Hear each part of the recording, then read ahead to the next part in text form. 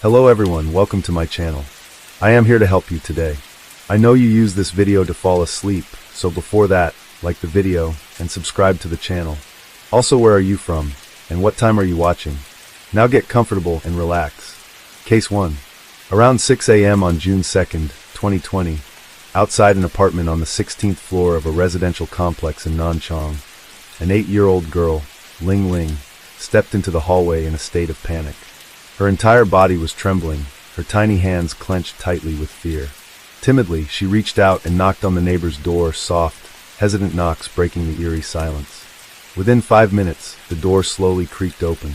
Mrs. Wang, an elderly neighbor, stood frozen, her eyes widening in horror at the sight before her. Ling Ling stood there, wearing a thin nightgown, her small body stained with crimson marks.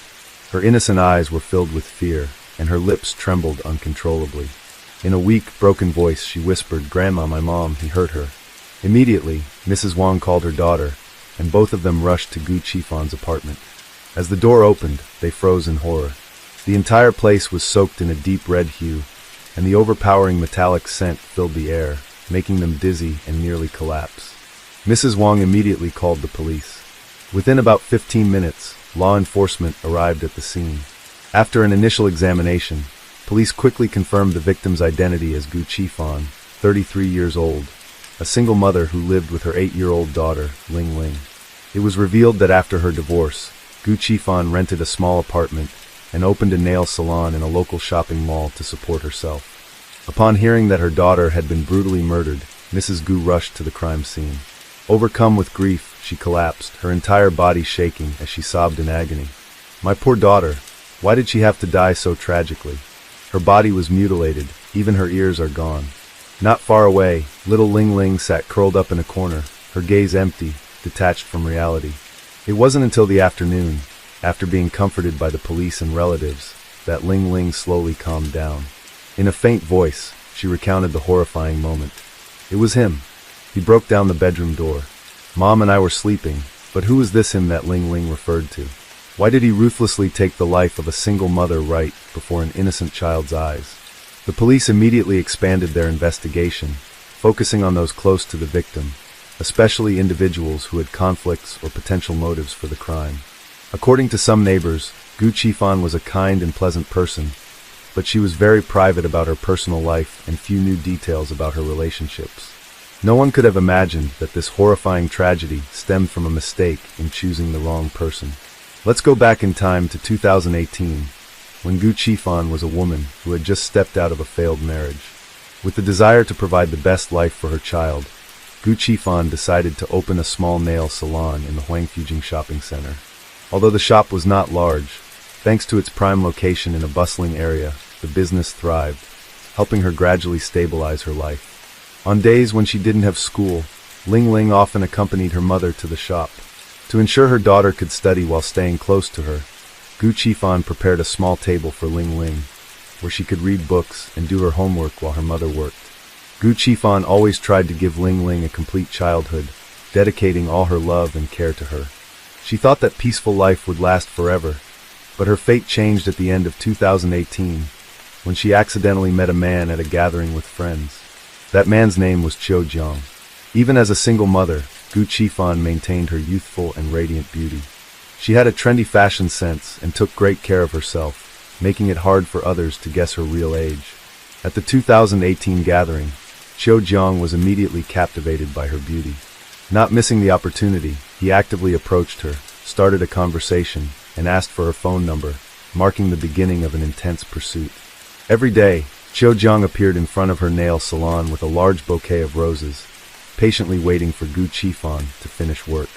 After work, Qiu Jiang attentively picked her up, regardless of whether it was sunny or raining. He often took Gu Qifan out for dinner at luxurious restaurants with romantic atmospheres. When she got home, Qiu Jiang immediately sent sweet messages, using affectionate words to make her feel like the most important person in the world. Perhaps because she had been alone for so long, Gu Qifan started to be moved by his attentiveness. Gradually, she fell in love with Qiu Jiang, even though deep down, she soon noticed some warning signs. Qiu Jiang had no stable job, relied on gambling, was always short on money, and frequently borrowed from others. Gu Qifan still convinced herself to continue the relationship, hoping that love could change a person. However, just a month later, a friend of Gu Qifan accidentally revealed a shocking truth. Qiu Jiang was already married, and even had 2 children. Stunned, Gu Qifan suddenly realized that she had unknowingly become the other woman, that all the promises of love she had believed in were just lies. She immediately cut off all ties, and wanted nothing more to do with Qiu Jiang. But Qiu Jiang refused to accept it. He became obsessed, willing to do anything to keep her. He knelt down, begging desperately for forgiveness. He cried continuously, swearing he would divorce if only she gave him a chance. Gu Qifan was a gentle and kind-hearted woman. Just seeing a stray cat on the street made her feel pity. And this was the man she had once loved deeply. She had once dreamed of a happy family, believing that sincerity could change a person. And in the end, she chose to believe him once again. After a year of secrecy in July 2019, Qiu Jiang officially divorced. He declared that love had conquered all, and that finally, the 2 of them could be together openly. Gu Qifan naively believed that this was a new beginning, but she had no idea that this was only the start of a nightmare with no way out. From the very beginning, Gu Qifan's parents never supported this relationship. They saw through Qiu Jiang's nature, an unstable man without ambition, always vague about his future. Gu Qifan's parents anxiously warned her, "A 30-year-old man who still doesn't have a stable job. Do you think he will take care of you and your daughter in the future?" But Gu Qifan ignored everything and firmly responded, "As long as he loves me and loves my daughter, that's enough." She even told herself, "He divorced for me. Isn't that proof of his sincere love?" But it didn't take long for Gu Qifan to realize that Qiu Jiang was indeed as unreliable as his parents had warned. Right after the divorce, Qiu Jiang revealed his true nature. He didn't look for a job, and spent his days hanging out with friends, indulging in a reckless lifestyle. Qiu Jiang completely relied on Gu Qifan's money, enjoying it without any intention of becoming independent. He sank deeper into gambling, repeatedly borrowing money from Gu Qifan with promises to repay, but never fulfilling them. Gu Qifan paid off Qiu Jiang's credit card debts multiple times, hoping to help him get his life back on track. At the same time, she tried to persuade him to find a job, not for the salary, but because she believed a man couldn't remain lazy and irresponsible forever. But despite his promises, Qiu Jiang never changed. He kept losing himself in poker games, ignoring all of Gu Qifan's advice. It wasn't until a shocking incident that Gu Qifan finally decided to break up with Qiu Jiang. That day, Qiu Jiang once again asked Gu Qifan for money to gamble. She refused, unwilling to enable his addiction. But Gu Qifan never expected Qiu Jiang to resort to violence. While she was distracted, he suddenly shoved her against the wall and forcefully snatched her wallet.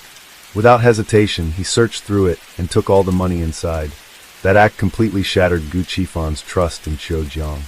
She lost all hope in him and decided to cut ties. But how could Qiu Jiang easily let go of the money source he had grown dependent on? No matter where Gu Qifan went, Qiu Jiang followed, constantly harassing her with obsessive stalking. Not only did she suffer, but even her colleagues, friends, and neighbors were also disturbed by him. Qiu Jiang became more and more terrifying. He knocked on Gu Qifan's door at midnight, tampered with the hallway lights, and broke into her shop to beg for money. He even followed her parents and daughter, secretly taking photos of them and sending them to Gu Qifan as a threat. These obsessive actions pushed Gu Qifan into a state of nervous breakdown. Desperate, she had no choice but to call the police for help.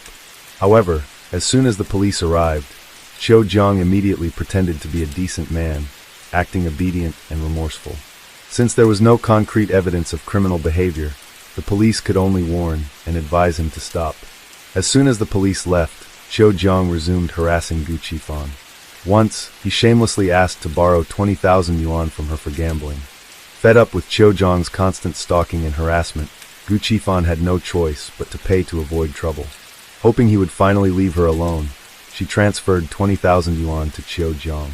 He pretended to write an IOU, but she knew well that this money would never return. However, Gu Qifan's patience didn't stop Qiu Jiang. On the contrary, he became even more aggressive, like a shadow haunting her life. 2 days before the incident, from her apartment window, Gu Qifan saw Qiu Jiang wandering below the building, as if stalking her. Shortly after, a knock echoed from outside the security door. Gu Qifan panicked, fearing that Qiu Jiang might break in. With no other option, she quickly called the police for help.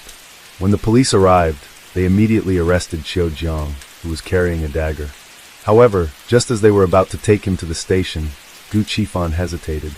Wanting to calm the situation, she proposed a settlement, only asking Qiu Jiang to promise he would stop harassing her. Seeing that Qiu Jiang admitted his mistakes with a good attitude and hadn't physically harmed anyone, the police decided to treat the case as a domestic dispute. They only gave him a verbal warning, educated him about his wrongful actions, and let him go. No one expected that just 2 days later, a tragedy would occur.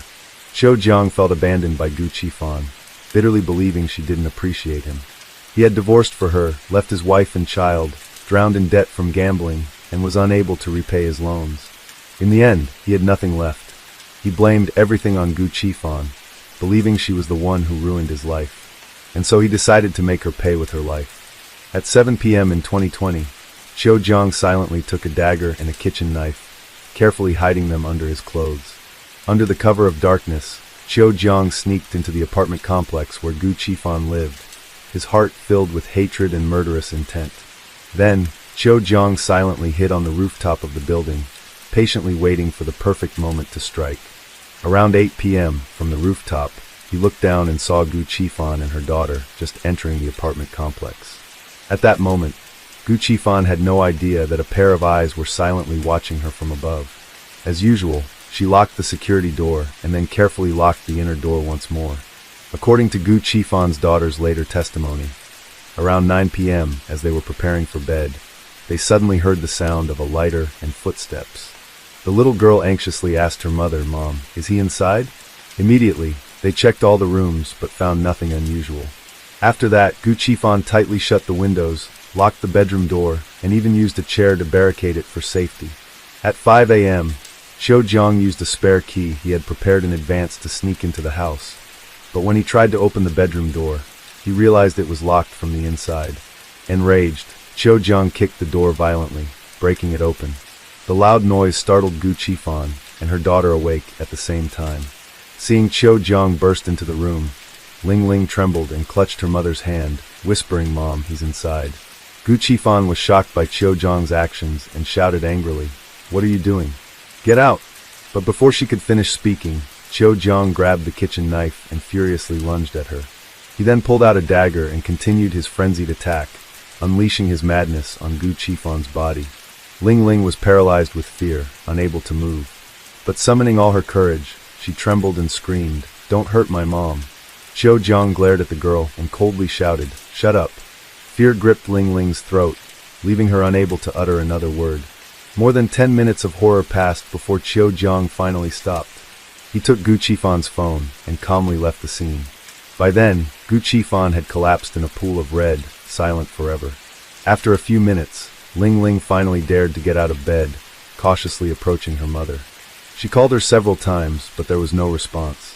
The scene before her sent Ling Ling into panic, but she struggled to stay calm. Seeing her mother injured, she ran to the kitchen, grabbed a basin of cold water, and poured it over her mother's face, hoping she would wake up. But Gu Qifan did not move. The girl wanted to call the police, but her mother's phone had been taken by Jiang. With no other choice, Ling Ling gathered her courage, walked to the door, and peeked outside to make sure no one was in the hallway. Then, she cautiously knocked on the neighbor's door, where Mrs. Wang lived, begging for help. According to the forensic report, Gu Qifan's body had 56 deep wounds scattered across her head, shoulders, back, arms, and legs. The tragedy was so devastating that Gu Qifan's family hoped the funeral home could stitch her body before cremation. But the response they received was, "The wounds are too severe. It cannot be stitched together." At 1 p.m. on June 3, 2020, the police arrested Gu Jiang while he was hiding in Yueqi County, 70 kilometers from the crime scene. Faced with undeniable evidence, Gu Jiang finally confessed to his crime. Gu Jiang's family remained completely silent.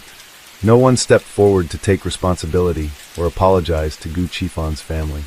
It was not until the day before the trial that Gu Jiang's younger sister met with Gu Qifan's parents, offering 60,000 yuan in hopes that the Gu family would agree to a settlement and forgive his crime.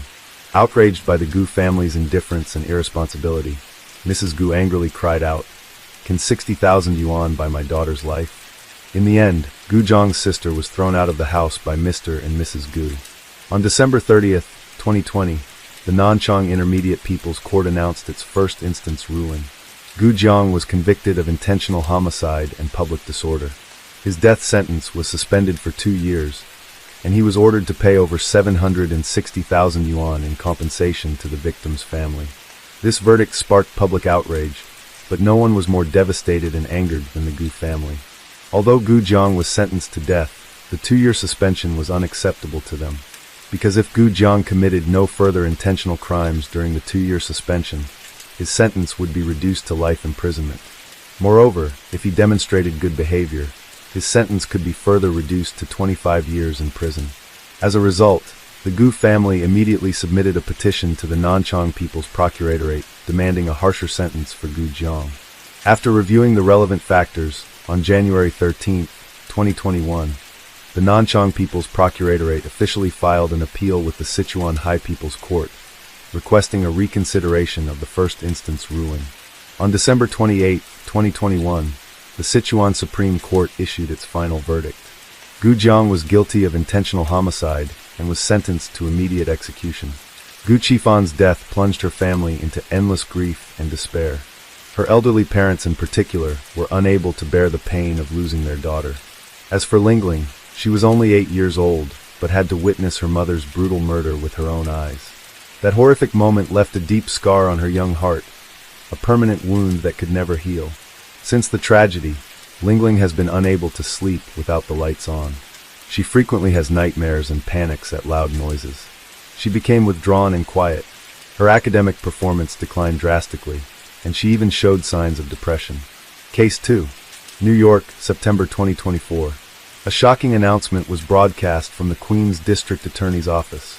Haiyan Deng, 33 years old, a Chinese woman, officially pleaded guilty to murdering her lover in a case that occurred 3 years ago. Many details had been left unanswered for a long time, but now, as the truth is revealed, the public is left in shock. A secret affair, a scheme for financial gain, and a crime hidden for years.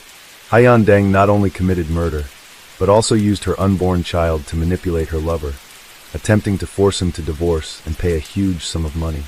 When she failed, she ruthlessly killed him. What drove this woman to such extremes? How did she manage to evade capture for 3 years? Like and subscribe to our channel as we uncover the full details of this shocking case. 5 p.m. September 23, 2024, State of New Mexico.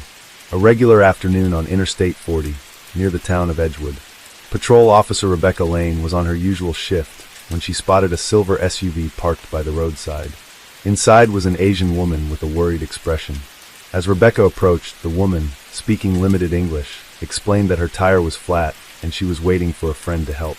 Rebecca offered assistance, but the woman quickly refused, insisting she would be fine.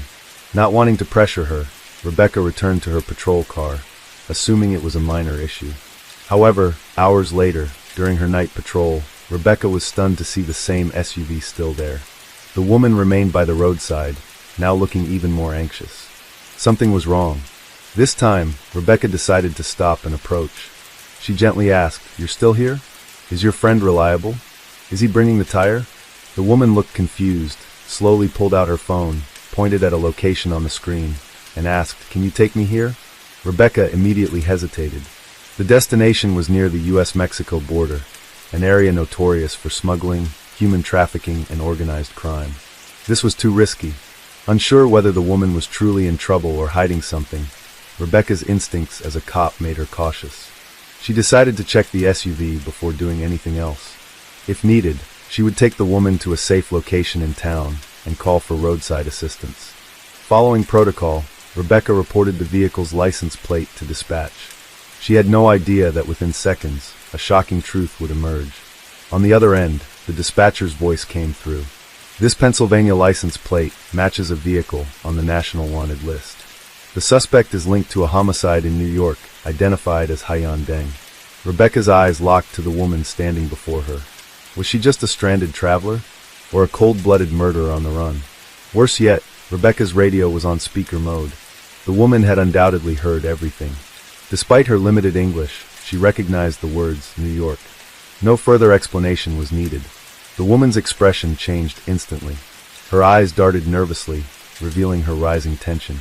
Officer Rebecca Lane remained calm, pretending to continue assisting with the flat tire. She adjusted her tone to avoid alarming the woman, while subtly trying to stall for time by engaging in casual conversation. Moments later, sensing danger, the woman began showing signs of nervousness. She clutched her coat collar, shivered slightly, and stammered, "It's so cold. I need to get another jacket from my car." Rebecca didn't take her eyes off her. A fall night in New Mexico wasn't cold enough for that. She immediately understood. The woman was either trying to escape or retrieve something from the car. "Stay right there. I'll get your jacket for you." Rebecca stepped forward, blocking the car door. Her voice remained calm, but her sharp gaze delivered an unspoken warning. The woman froze. Then suddenly, her demeanor shifted completely. From shivering with cold, she became agitated, her face flushing with anger. She yelled in broken English, "Why won't you let me in my car? I did nothing wrong." Her voice was sharp, her hands flailing wildly. Rebecca stood her ground, not moving an inch. "Calm down. I just want to make sure you're safe." But the woman refused to listen. In a panic, she lunged at Rebecca, trying to reach the car door. She yanked at the handle, but it was locked. At this point, there was no doubt she was attempting to flee. Rebecca immediately grabbed her radio. "I need backup. Suspect is trying to escape." The woman became even more aggressive, forcing Rebecca to pull out her handcuffs, deciding to arrest the suspect on the spot. But the woman didn't go down easily. As Rebecca grabbed her arm, she broke free, shoving Rebecca, and fought back fiercely. A struggle broke out right on the highway. Cars continued speeding by, engines roaring, drowning out the woman's screams. "Stay down," Rebecca shouted, trying to restrain the suspect, but she continued to fight back wildly. While Rebecca struggled to restrain the suspect, a passerby witnessed the scuffle and quickly pulled over. A middle-aged man stepped out of his pickup truck and rushed in to assist the officer. 2 against 1. Finally, with the stranger's help, Rebecca managed to subdue the suspect. Immediately after, her eyes turned toward the silver SUV. A nationally wanted fugitive stood before her. So what could be inside the car? Inside, there was a strange, pungent smell, a mix of sweat, cheap perfume, and something that resembled gunpowder. Sure enough, on the passenger seat lay a loaded handgun. Additionally, the police found a box of cash, fake documents, and a shattered phone. Within hours, footage of the arrest spread rapidly across social media. High-end social media accounts were dug up, revealing images of her flaunting a lavish lifestyle, extravagant parties, luxurious vacations, and designer goods. The glamorous Instagram persona starkly contrasted with her disheveled appearance at the time of her arrest. The heavily edited photos made many wonder, if not for the license plate, would the police have even recognized her? She had traveled thousands of miles, nearing the Mexican border, where U.S. security checks were notoriously lax. If she had abandoned the car and crossed on foot, she could have completely disappeared. But instead of acting like a professional fugitive, Hyen chose to stand by the roadside, in the dead of night, waiting for someone. So what exactly was she running from, and what sentence did she face? Let's take a deeper look into her story. Born on January 30th, 1990, in a poor village in Guangdong, China, Hyen Den grew up dreaming of escaping poverty, like many young people in the region. Moving abroad, earning money, and sending it home to build a house, that was the path many villagers chose, regardless of whether the means were legal or not. In late 2015, Hyen entered the U.S. on a B2 tourist visa. But everyone knew she wasn't there for sightseeing. Her first destination after landing wasn't a hotel or a relative's house, but Flushing, New York, the heart of the Chinese immigrant community. There, Hyen began her career in the flower-selling industry. With her attractive face and slim figure, she quickly caught the attention of high-end nightclubs. Initially, she was just a hostess, but thanks to her charm and ambition, Hyen climbed the ranks to become a manager, a madam. Her job now wasn't just entertaining clients, but managing a team of hostesses, arranging VIP customers, and taking a cut of the profits. Money flowed in, and her lifestyle became increasingly extravagant. But there was one big problem: her tourist visa had expired. Choosing to stay illegally, Hyen entered a world full of risks and violence, where without a solid footing, she could be swept away at any moment. Women like Hyen didn't just have to evade law enforcement, but also had to contend with criminal gangs within the Chinese community. In Flushing, there was an unspoken rule: either be strong or be prey. It was a dangerous game, but Hyen adapted. She became a crucial link in Flushing's underground business network, knowing how to gain favor with powerful figures while being ready to betray them when necessary. Despite living in the US for over 5 years, Haiyan Dan never learned to speak English. Whether it was a lack of ability or sheer laziness, her poor language skills were evident in her clumsy, broken sentences during her arrest. Her entire world revolved around Flushing, where she could easily navigate life in Chinese, work, and socialize without integrating into American culture. But on social media, Haiyan crafted a completely different image. On TikTok, she appeared as a wealthy, stylish socialite, posting numerous videos flaunting cash and designer goods.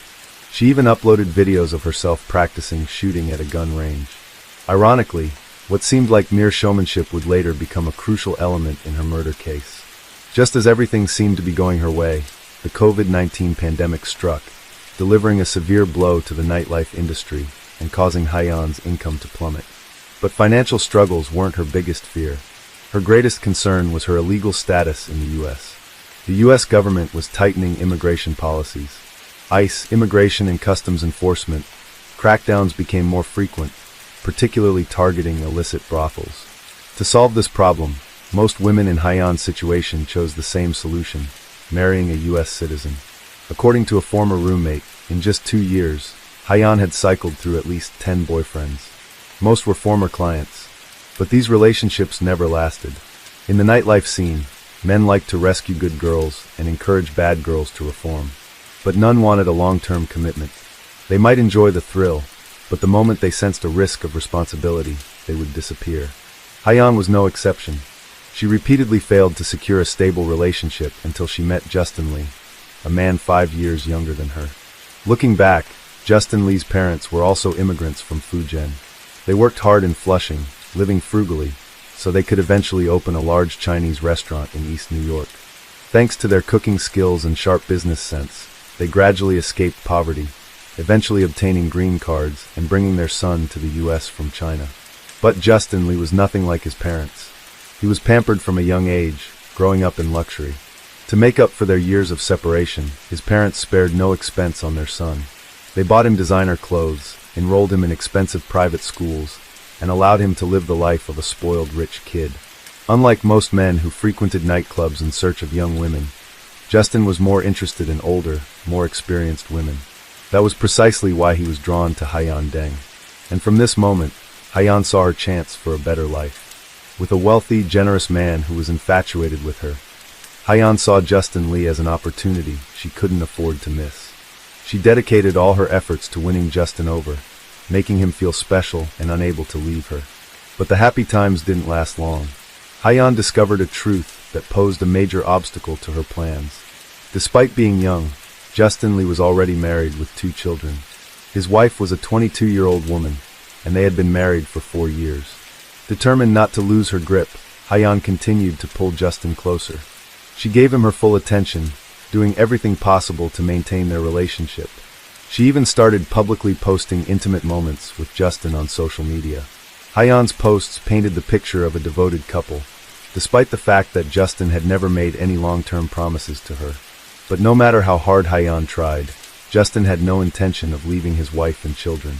Meanwhile, Haiyan realized she had invested too much time, money, and emotion into Justin without getting the outcome she desired. The situation escalated when Haiyan discovered she was pregnant. She then demanded that Justin divorce his wife and marry her. Instead of panicking or making a quick decision, Justin remained cold and non-committal, delaying any response. Haiyan's frustration grew. She knew she couldn't continue working in nightclubs with her pregnancy becoming more obvious. So she started increasing the pressure on Justin, frequently faking stomach pains to keep him by her side. But Justin Lee's wife wasn't fooled. His Mexican wife hired a private investigator to track her husband's activities and quickly discovered Haiyan's apartment. Without hesitation, the wife decided to take action. She showed up at Haiyan's apartment unannounced. The moment she saw her husband's mistress, she lunged at her. Haiyan, not one to back down, fought back fiercely. A violent altercation erupted between the 2 women, one the legal wife and the other the pregnant mistress. Justin Lee was completely helpless, unable to intervene. Haiyan's terrified roommate, witnessing the chaos, immediately called the police. The police arrived quickly, breaking up the fight and arresting all 3 involved. However, since Haiyan couldn't afford bail, she was held in custody for a few days. Due to her illegal residency status, she was required to report to immigration authorities regularly and was prohibited from going near Justin Lee's wife. Without a stable income, Hyeon was forced to return to working in nightclubs, but this time, she had to constantly change locations to avoid detection. Her life became filled with anxiety and instability, far from the luxurious lifestyle she once had. As her pregnancy advanced, so did her financial needs. She realized that Justin Lee would never divorce his wife to marry her.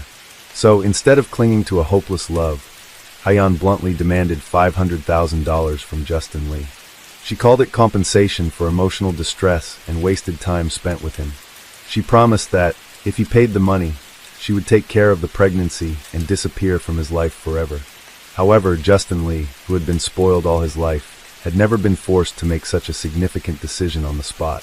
He didn't want to lose money, but he also wasn't brave enough to cut ties with Hyeon completely. They continued negotiating, but the bargaining dragged on without resolution.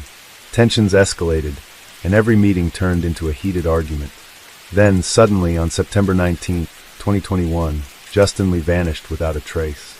The police in Queens, New York, received a missing person report. The one who filed it was Justin Lee's wife. But unlike most missing person cases, she had a strong suspicion of where her husband might be.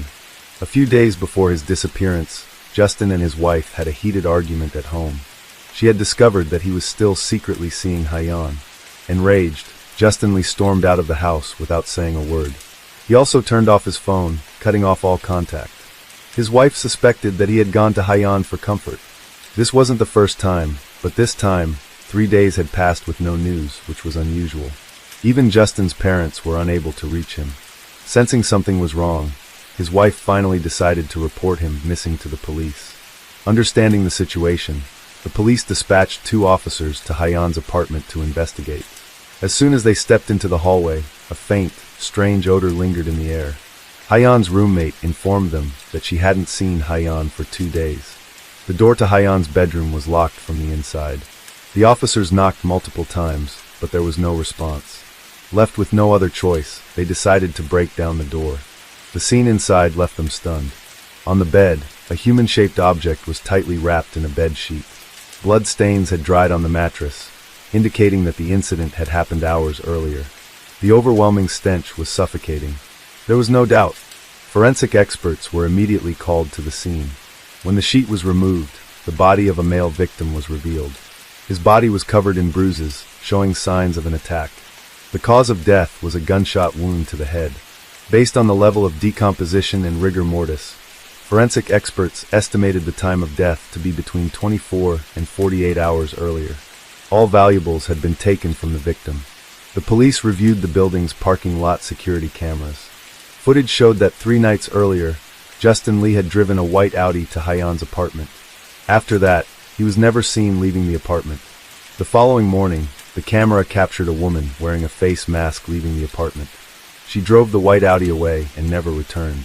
Her body shape and facial features were unmistakable. It was Hyeon Deng.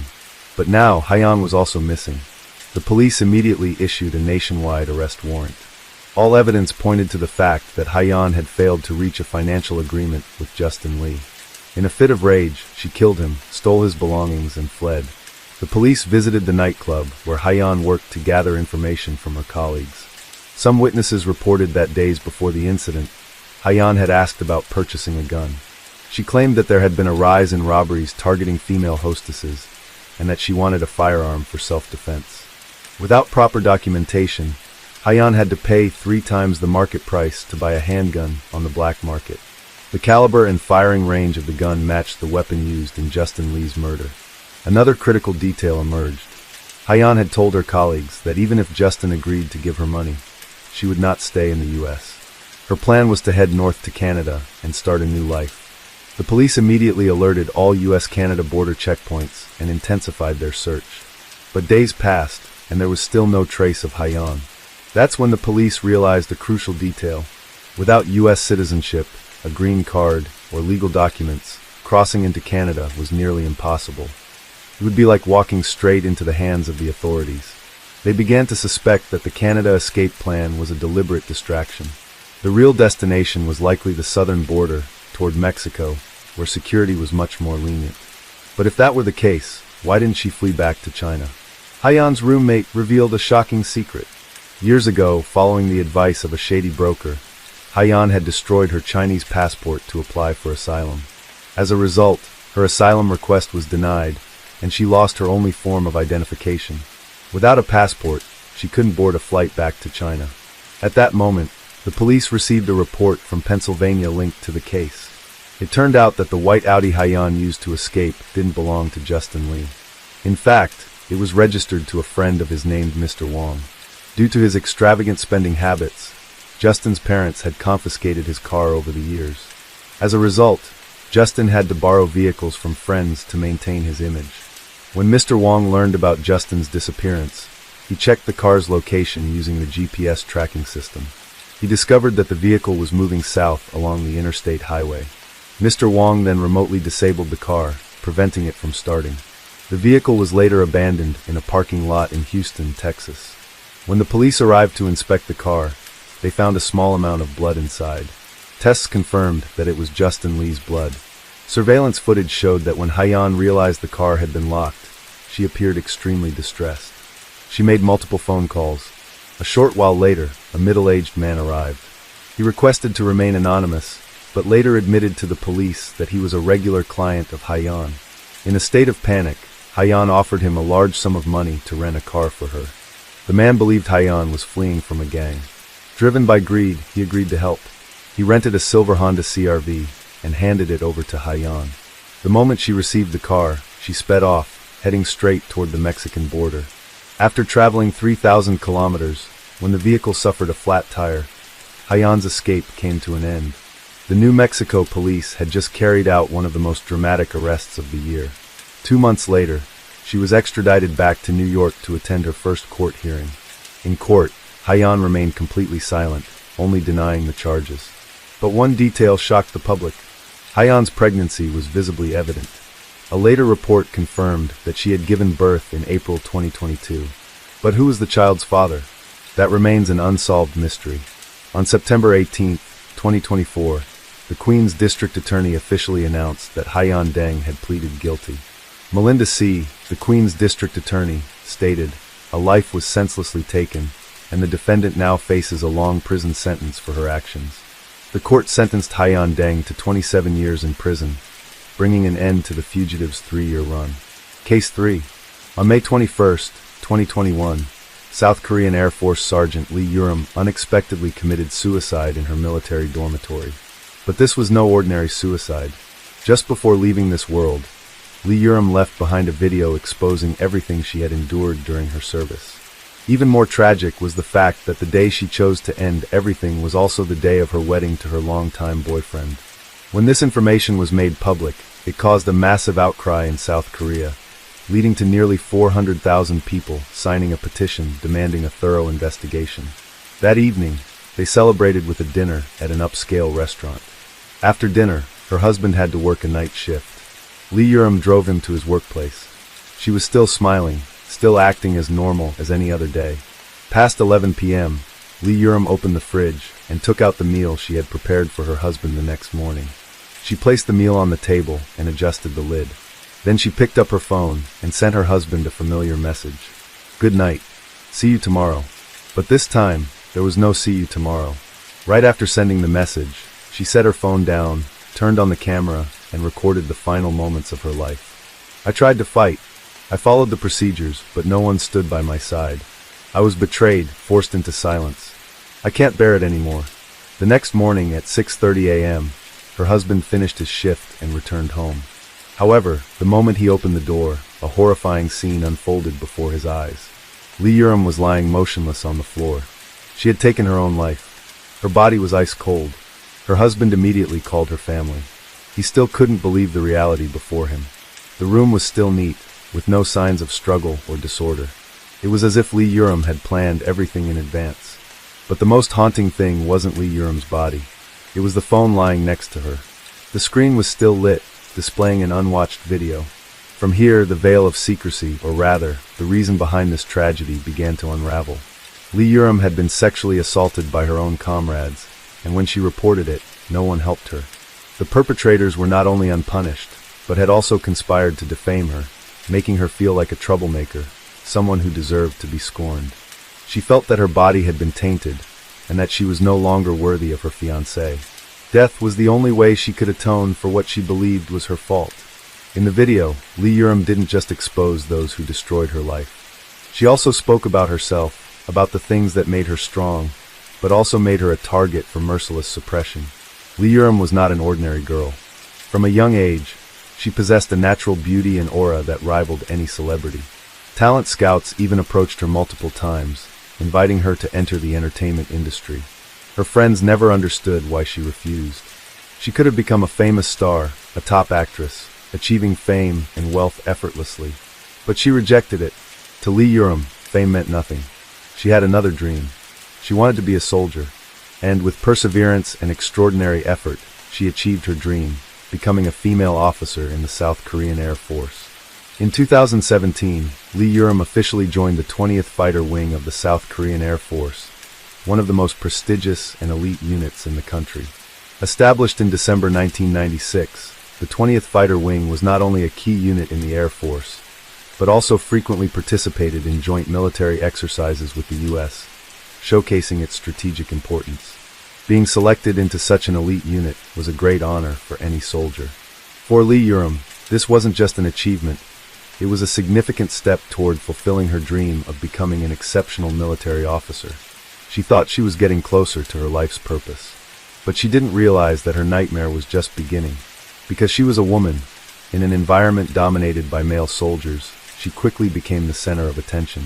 Her striking beauty, openness, and strong-willed personality, all of these made Lee Urim both admired and the target of inappropriate gazes. At first, it was just harmless flirting. But when she politely declined, those gazes changed. They were no longer friendly. Lee Urim did not want to be the subject of gossip, nor did she want to be entangled in false rumors. She chose to keep her distance. She spoke less, smiled less, and even brought her boyfriend to the base, hoping this would make the pursuers stop. And it worked. Most of those who had previously flirted with her automatically backed off. They kept their distance and stopped pursuing her. But not everyone was like that. Sergeant Jang, an older male colleague who had enlisted before her, one of the few who refused to accept rejection. Jang took advantage of the senior-junior relationship to get close to her. At first, it was just seemingly harmless jokes, small talk she didn't want to hear. But soon, it didn't stop at words. He began to invade her personal space. Accidental touches on her shoulder, lingering stares when she changed in the training room. Lee Urim felt suffocated. She tried to keep her distance, but Jang wouldn't stop. He found every excuse to approach her. At a company, Jang drank a lot. Even though many people were around, he openly made inappropriate advances toward Lee Urim. Unfortunately, no one stepped in to stop him. Lee Urim was forced to push back. "Don't ever touch me again," Urim shouted. All eyes turned toward her, but no one said anything. No one stood up for her. This act humiliated Jang. He felt his pride was shattered, and from that moment, he held a grudge against her. From that day on, Urim tried harder than ever to avoid Jang. She knew he was not the type to forgive easily. A few days later, her superior, Warrant Officer No, unexpectedly approached her. He was someone she rarely interacted with, which made her cautious. "I want you to accompany me to a party," he said, leaving no room for negotiation. "There will be many high-ranking officers. You should take this opportunity." Lee Urim immediately refused. She didn't want to be involved with people like them. She didn't need this kind of opportunity. She won, but No's reaction changed instantly. He was no longer friendly. His tone became threatening. "Do you think you have the right to refuse?" His voice turned cold. "I am your superior. Do you know what will happen if you defy me? Your future in the military could end immediately." There was no hidden meaning in his words. It was a direct threat, a disguised order. She understood she had no other choice. Urim reluctantly agreed. But deep inside, she felt uneasy. Something was not right. Throughout the party, Lee Urim refused to drink a single drop of alcohol. She didn't want to let her guard down, especially in the presence of those she did not trust. Suddenly, Warrant Officer No announced that he had to leave early. A perfect chance for Urim to leave as well, without drawing attention.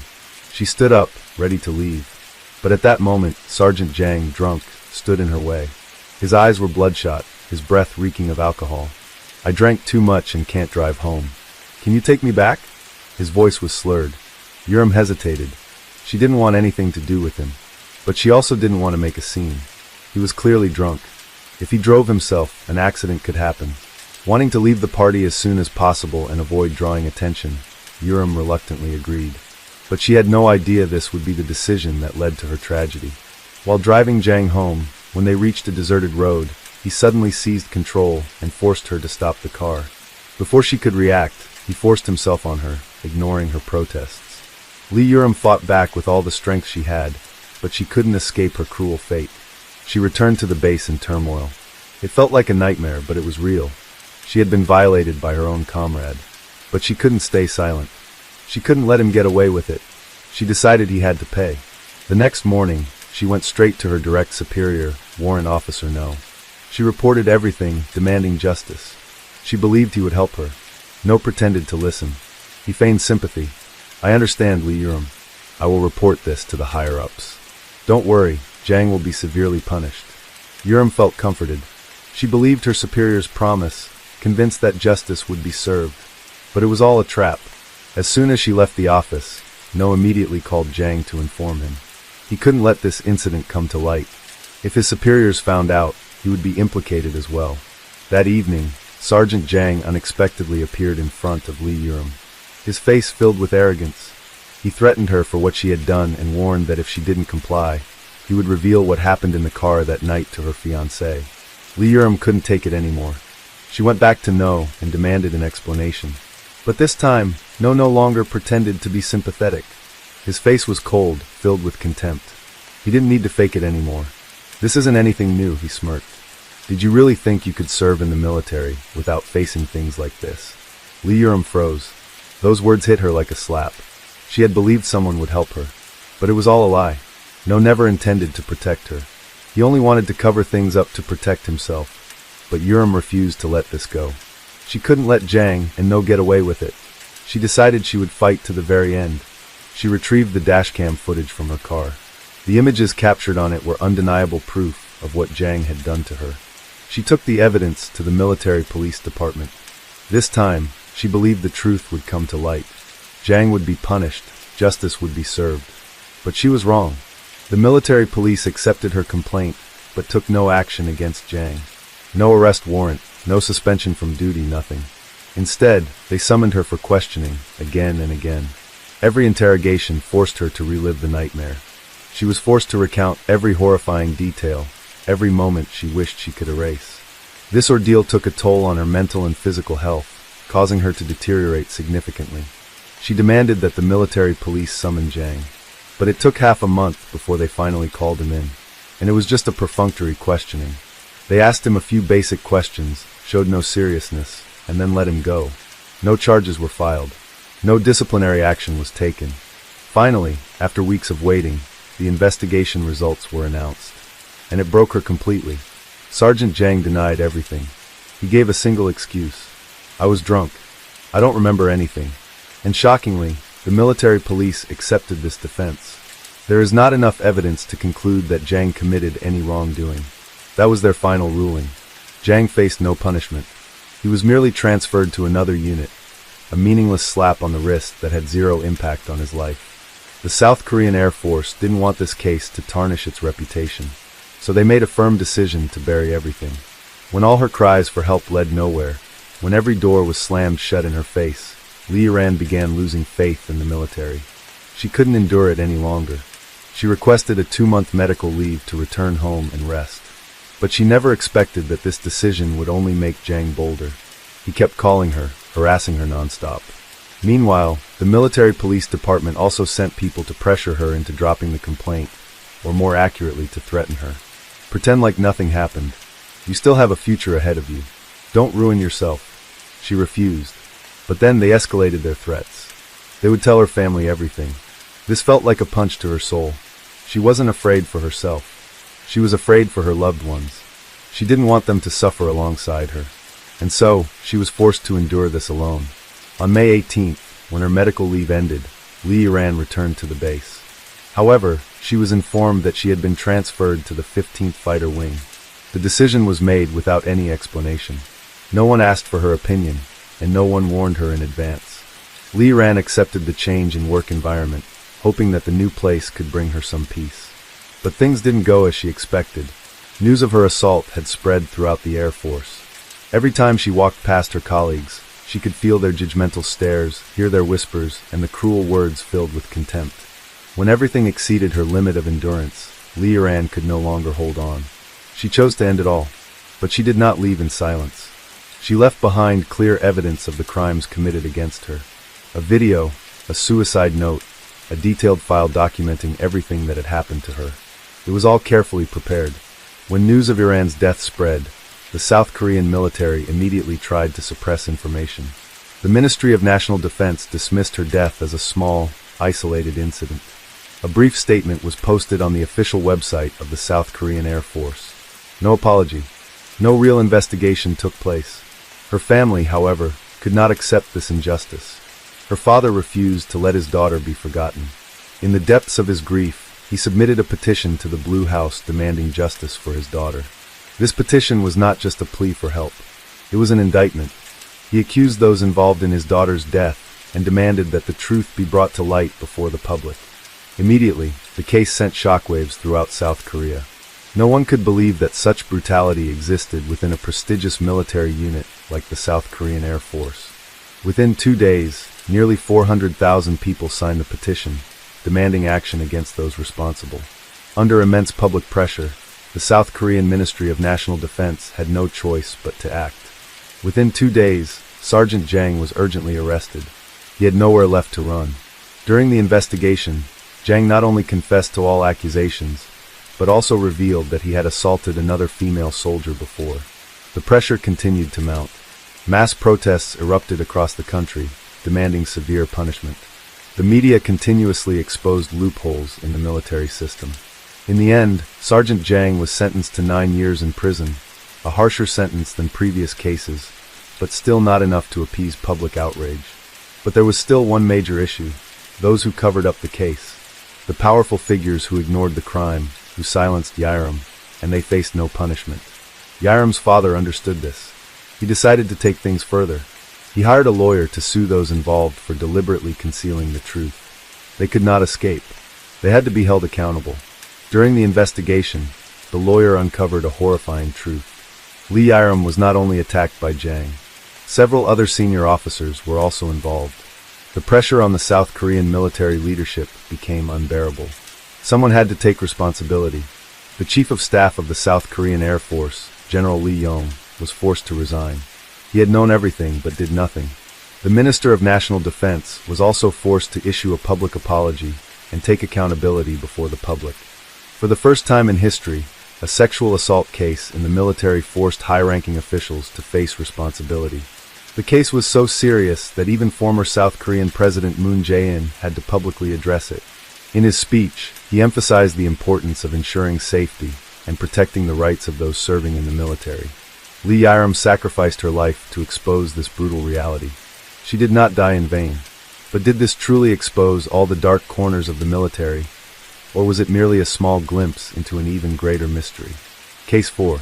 On October 25, 1994, Susan Smith stood in front of cameras pleading for the safe return of her 2 young sons. I can't express how much they are wanting back home, how much we love them, we miss them. Next to her, David Smith, the boy's father, remained supportive. He looked shaken but composed. I would like to take the time to plead to the American public that you please do not give up on these 2 little boys in the search for their return safe home to us. I ask that you continue to look for this car, these 2, our children, and for the suspect himself. That you continue to keep your eyes open, and anything that you see that might want to help to please call, and let it be known. I ask that you continue to pray for me and my wife, and for our family. But most of all that you continue to pray, the American public, continue to pray for Michael and Alex, that they are returned home safely to their mother and father, and the family members who love them so much, that you pray most of all for them, and that they are being taken care of, and that they are safe, and that they will return home safely. Susan told police she had been stopped at a red light at an intersection in Union, South Carolina, when a black man with a gun forced his way into her red Mazda. She claimed the man ordered her to drive for some time before making her stop on a rural road. Then she said he forced her out of the vehicle and drove off, taking her 2 sons, 3-year-old Michael and 14-month-old Alex, still strapped in their car seats with him. I was stopped at a red light, and just out of nowhere this black guy came up and just opened the door and jumped in the car. And he had a gun and he had it pointed at my side and told me to drive, and so I did. And when I tried to ask him why he was doing this or whatever, he just told me shut up or kill me.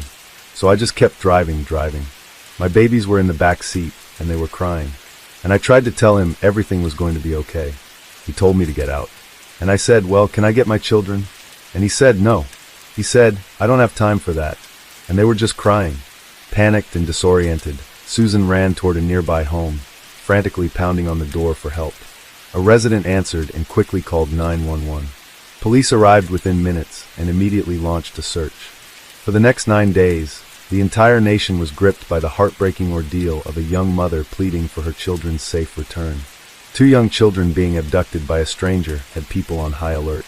Roadblocks were set up and Amber Alerts were issued, while flyers of Michael and Alex's faces were posted in stores and gas stations. Investigators reviewed security footage, checked traffic cameras, and questioned witnesses. But no one had seen any carjacking that night. Authorities expanded their search across Union County and beyond. Countless officers, volunteers, and search dogs combed through rural roads and wooded areas. Lakes and rivers were checked, but nothing turned up. Helicopters scoured highways for any trace of the Mazda protege. Investigators also searched crime reports of similar incidents, but no cases matched Susan's story. The case quickly gained national attention. News networks broadcast Susan's pleas and families across the country followed every update. If you had a TV on during that time, it was nearly impossible to avoid the coverage. Susan's face became a national image of a grieving mother appearing on every major news station. News crews flooded Union, capturing every development. Local residents helped organize community searches, and businesses donated food and supplies for search crews. Residents even left their porch lights on in solidarity, hoping the boys would be brought home safely. The FBI joined the investigation, and tips poured in as Susan's public pleas continued. But behind the scenes, investigators were starting to have doubts. Over the next few days, they kept pushing her, digging deeper with every conversation. They noticed that Susan's demeanor fluctuated. At press conferences, she appeared distraught and emotional. But other times she seemed calm and detached, especially in private conversations with officers. One detective noted how Susan seemed almost giddy about one of her sit-down television interviews. Before it began, she turned to David wide-eyed and credulous, as if excited about being on TV. Then as soon as the cameras started rolling, she shifted into a grieving mother persona. She was reveling in the spotlight. Meanwhile, 24-year-old David sat beside her, shell-shocked, his expression never changing. Officers also noted that Susan wasn't asking any questions about the search for her sons. Parents of missing children usually wanted constant updates. What was being done? Had police checked new areas? Did they have any leads? But Susan was uncharacteristically passive, waiting for detectives to approach her rather than demanding answers. And when she was alone, her behavior was even stranger.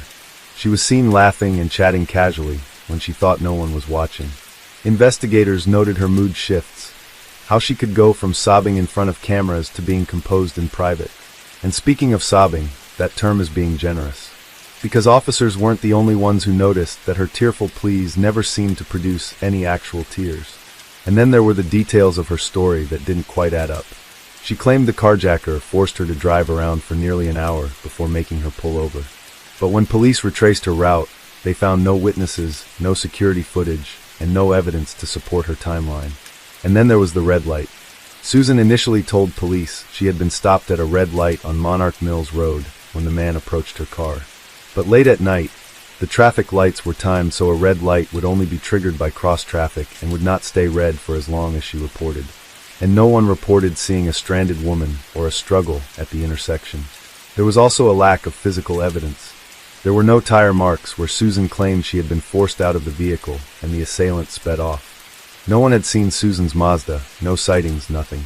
By the third day of searching, investigators stopped focusing on finding the carjacker and started focusing on Susan. At first, investigators kept their suspicions quiet, still treating the case publicly as an active search. But behind the scenes, they were now gathering evidence against Susan. They started by re-interviewing her, asking her to go over her story again, slowly and in detail. Each time she retold it, the timeline shifted slightly. She could not remember exactly how long the carjacker had forced her to drive. She wasn't sure which direction she had been facing at the red light. She said she struggled when the man pushed her out of the car, yet there were no injuries or signs of a struggle on her or at the scene where she claimed the incident occurred. The more she talked, the more her story unraveled. So they had her undergo a polygraph test, 2 of them. She failed both of them, and while not admissible in court, they revealed to police that Susan had something to hide. As the days passed, those polygraph failures, along with the inconsistencies in her statements, would get leaked to the public. Fully convinced that Susan was being truthful about the encounter, David tried his best to appease her, telling her she was just failing the polygraphs because she was distraught from all that she had been through. He coached her on how to relax during the tests. But he also noticed how she was more worried about whether people thought she was lying than she was about their boys. But law enforcement saw things differently. With each passing day, detectives grew even more certain that Susan was lying. So they called her in for another interrogation. It had been 9 days since their boys had gone missing. And before her interview with police, she and David sat down that morning for what would end up being their final TV interview. Then it was time for her police interview. Sheriff Howard Wells, who also happened to be Susan's godfather, directly confronted Susan about her story, telling her that he knew she was lying about the carjacking. He pointed out that she could not have been stopped at the red light on Monarch Mills Road if there were no other cars around. He reminded her that she had already revised her statement to account for that inconsistency, but even her backup story didn't hold up. Then Wells revealed something Susan had not expected. He told her that undercover officers had been stationed at that intersection that night for a drug investigation, and that they did not see any carjacker. Her back was against the wall. Wells told Susan that he would have to go public with the truth. Her false accusation had caused tension within Union's black community, and he couldn't allow the lie to stand. At that moment, Susan asked him to pray with her. As their prayer ended, Wells looked at her and said, "Susan, it is time." She dropped her head and began to sob, repeating how ashamed she was. Then, in a moment of desperation, she asked Sheriff Wells for his gun to use on herself. When he asked why, she then described the crushing isolation that she had felt driving along Highway 49 that night. She had planned to take her sons to her mother's house, but her emotional state was so overwhelming that she believed not even her mother could help her. She spoke about her lifelong feelings of loneliness, failure, and despair, and about her abortion and her troubled marriage to David. Susan agreed to give a written confession. She began carefully filling 2 pages. She wrote in rounded script, drawing little hearts when she wrote the word heart. In her confession, she explained that she had originally planned to drive into the lake alone, but then she said she believed her children would be better off with God than they would be left behind without a mother. She said she was ready to go down that ramp into the water, and I did go part way. But I stopped. I went again, and stopped. She said she tried 3 times to let the car roll into the water, shifting it into neutral. But each time she pulled the parking brake before it could move forward. Then, standing outside the car and overcome with grief and desperation, she reached in one last time. And let go. She wrote, "I was an absolute mental case. I couldn't believe what I had done. I never meant to hurt them. My children Michael and Alex are with our Heavenly Father now, and I know that they will never be hurt again. As a mom, that means more than words could ever say."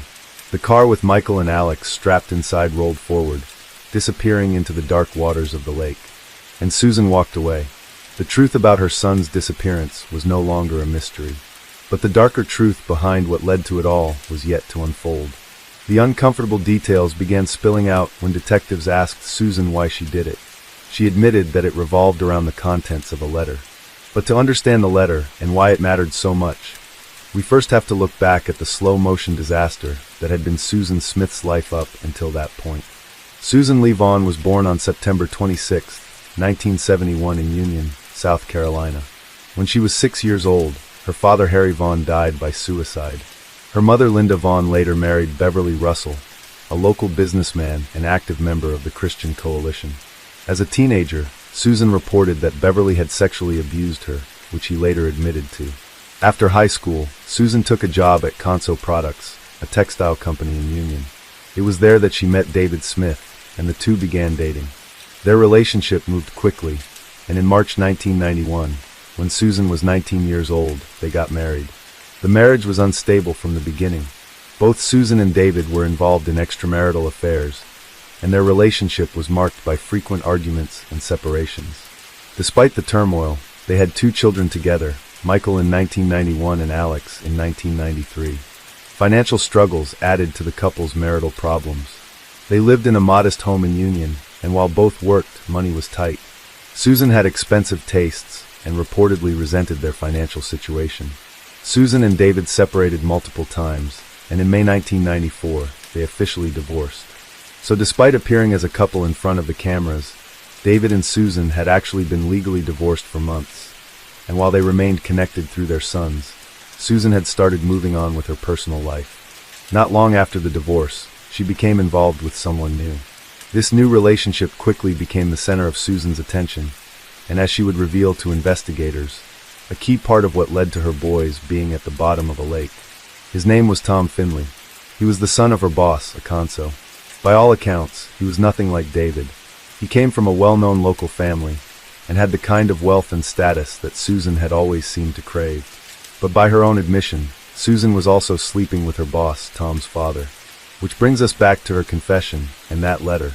Tom was justifiably not pleased that Susan was sleeping with his father. That admission, which Susan later recanted, was just one of several reasons he decided to end things with her. He outlined them all in a letter to her, stating in part, "We come from 2 different backgrounds." He encouraged Susan to avoid getting involved with married men.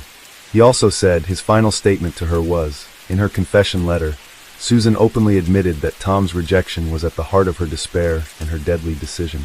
She wrote, with her confession now on record, investigators formally placed Susan under arrest for 2 counts of murder.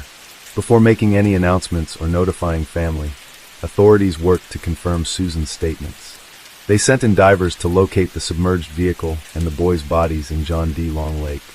Using sonar equipment, they located a vehicle submerged about 122 feet from the shore, resting in 18 feet of water.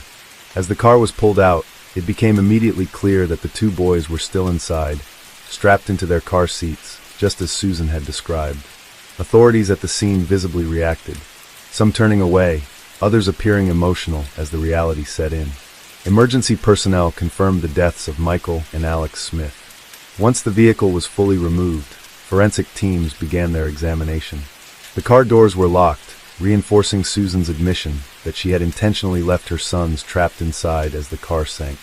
With the vehicle and bodies recovered, the case against Susan Smith was now fully confirmed with physical evidence. The sheriff announced Susan's arrest, but by then her confession had already been leaked to the media. So David and Susan's family found out that Susan had killed her own sons the way the rest of the world did, on television. Susan Smith has been arrested and will be charged with 2 counts of murder in connection with the deaths of her children, Michael, 3, and Alexander, 14 months. Overnight, Susan Smith became the most reviled woman in the country. Susan Smith is being arraigned in Union, South Carolina this morning, and confessed to killing her 2 young sons. The crime horrified the nation, and I would like to wear this white rose this morning for those 2 sweet children. People who had prayed for Michael and Alex's safe return were now horrified. The town of Union, which had rallied behind her, felt betrayed. People who had supported her during the search turned against her. Some of her own family members even distanced themselves from her. The media frenzy exploded with headlines calling her a monster and the most hated mother in America. When Susan was taken into custody, an angry crowd was there to greet her. But the outrage wasn't just about what she had done. It was also about who she had blamed. For 9 days, Susan had let the country believe that a black man had kidnapped her children at gunpoint, stoking racial fears and leading to unwarranted suspicion cast on innocent people. Her lie hit especially hard in Union, a town with a long and complicated history of racial tension and division. But Susan's mother, Linda Russell, felt differently. She was furious at how the media portrayed her daughter, stating, with Susan's statements on record and the physical evidence recovered, the full picture of her cold and calculated actions became clear. In the days leading up to the tragic night, people around 22-year-old Susan noticed something was off. Friends said she seemed troubled, but never explained why. Co-workers said she spoke constantly about Tom Finley. On the afternoon of October 25th, after arguing with Tom and realizing their relationship was over, Susan left work early. Instead of heading home, she picked her boys up from daycare, spent the next several hours driving aimlessly around Union. By 9 p.m., she arrived at the quiet rural lake outside of town. A passing driver later reported seeing Susan alone in the front of her car, which directly contradicted being forced to drive around with her carjacker. Susan sat with her sons for several minutes. Sensing something unusual, Michael asked. Susan released her car into the lake where it drifted away before sinking. Once she sent her sons to their deaths, Susan did not call for help. She did not run into the water. She simply turned and walked away. She climbed the boat ramp, made her way over to Highway 49, then ran about 100 yards to the nearest home with its porch lights on. She banged on the door and told the homeowners her fabricated story. In a quiet moment during her final interrogation, an agent asked Susan, she replied. She wished that she had never told Tom Finley about her affair with his father. Susan Smith's trial began on July 10, 1995, while the O.J. Simpson trial was still dominating national headlines. With the public already captivated by that high-profile case, Susan's trial became another media spectacle. News outlets rented out dozens of storefronts for the length of the trial. Scaffolding was built to support camera crews, and the entire street leading up to the courthouse was lined with media trucks. A local skating rink was turned into a temporary hotel for reporters. Journalists even hid in trees and behind bushes, trying to capture any glimpse of those involved. The prosecution sought the death penalty, arguing that Susan's actions were premeditated. Their case focused on Susan's obsession with Tom Finley and her desire to remove her children to win him back. Forensic experts testified that the boys were alive when the car entered the water. Tests were conducted to determine how long it would take for the car to float, and then sink to show the jury the experience from the boys' perspective. As the prosecution played the video of the car sinking reenactment, attempting to get it admitted into evidence, Susan and a paralegal were observed giggling and playing. The video was successfully admitted, and when it was later played for the jury, Susan, still sitting in the same position in the courtroom, was instead crying. The obvious difference between her private reaction and her public performance reinforced what law enforcement already suspected: that Susan's displays of emotions both before and after the crime were an act. The defense did not deny that Susan killed her children. Instead, they argued that she was mentally unstable. A psychiatrist testified that Susan suffered from chronic depression and adjustment disorders. He stated that to satisfy a need to feel wanted, that Susan was, at the time, having sexual relationships with her boss at Conso, his son Tom Finley, her stepfather Beverly Russell, and her ex-husband David Smith. Beverly Russell took the stand and admitted his abuse of Susan growing up and well beyond. After her arrest, he wrote her a letter expressing his guilt and suggesting that his actions contributed to what happened. He wrote, "The prosecution argued that Beverly Russell's testimony was an attempt to shift some of the blame away from Susan." Another detail entered into evidence was that Susan had placed her wedding dress and wedding album in the trunk of the car before it sank, possibly a symbolic act of burying her past along with her sons, but also a potential indication of her premeditation. The defense asked the jury to consider life in prison instead of the death penalty, claiming that Susan acted out of desperation, not cruelty. On July 22, 1995, after just 2.5 hours of deliberation, the jury found Susan guilty on both counts of murder, but instead of sentencing her to death, the jury recommended life in prison. This decision was largely influenced by testimony about Susan's mental health struggles and childhood trauma. However, at the time of her sentencing, a life sentence did not necessarily mean life behind bars. Under the law at the time, a life sentence meant that the defendant would be eligible for parole after 30 years, but jurors were not allowed to be informed of this fact. In fact, when the jury asked whether Susan would be eligible for parole, the judge instructed them to take a life sentence at its plain and usual meaning. The following year, laws changed to allow jurors to be informed about a defendant's parole eligibility. In the years following the loss of his sons, David Smith struggled to rebuild his life. He wrote a book sharing his story and pain called Beyond All Reason: My Life with Susan Smith. Some people saw the book as a way for him to process his grief. Others questioned his decision to profit from the tragedy. David remarried and divorced twice before marrying his current wife, Tiffany Smith. They have built a new life together, mostly staying out of the public eye. Susan's pattern of using people and relationships to get what she wanted continued once she was behind bars, involving both prison staff and fellow inmates. In 2000, It was discovered that she had sex with a prison guard who later served 3 months in jail for the relationship. Not long after, Susan became involved with Captain Alfred Rowe Jr., the head of security at the prison. According to Rowe, Susan would flirt with him, chat regularly, and like other inmates, even expose herself by dropping her towel as she passed him after showering. She also ratted out other inmates to gain his trust and get closer to him. Eventually, Susan offered him oral sex, which he accepted. Afterward, Rowe realized that he had just broken the law and risked up to 10 years in prison. Soon after, rumors started circulating, and Rowe suspected that Susan had turned him in. What he thought was a one-time, no-strings encounter became a full-blown scandal. Rowe was arrested, lost his job, and was sentenced to 5 years probation and 400 hours of community service. He was also added to the National Sex Offender Registry, where his name will remain for the rest of his life. His marriage survived, but he has been unable to find steady work since. He believes that Susan reported him to manufacture a scandal that would get her transferred to Leith Correctional Institution, a prison closer to her mother. In the end, Susan was indeed transferred, and Rowe lost everything, and Susan's relationships were not limited to staff. According to a former cellmate, Susan has also been in an ongoing romantic and sexual relationship with another female inmate who is black. An irony not lost on people familiar with Susan's original false claims about a black man carjacking her.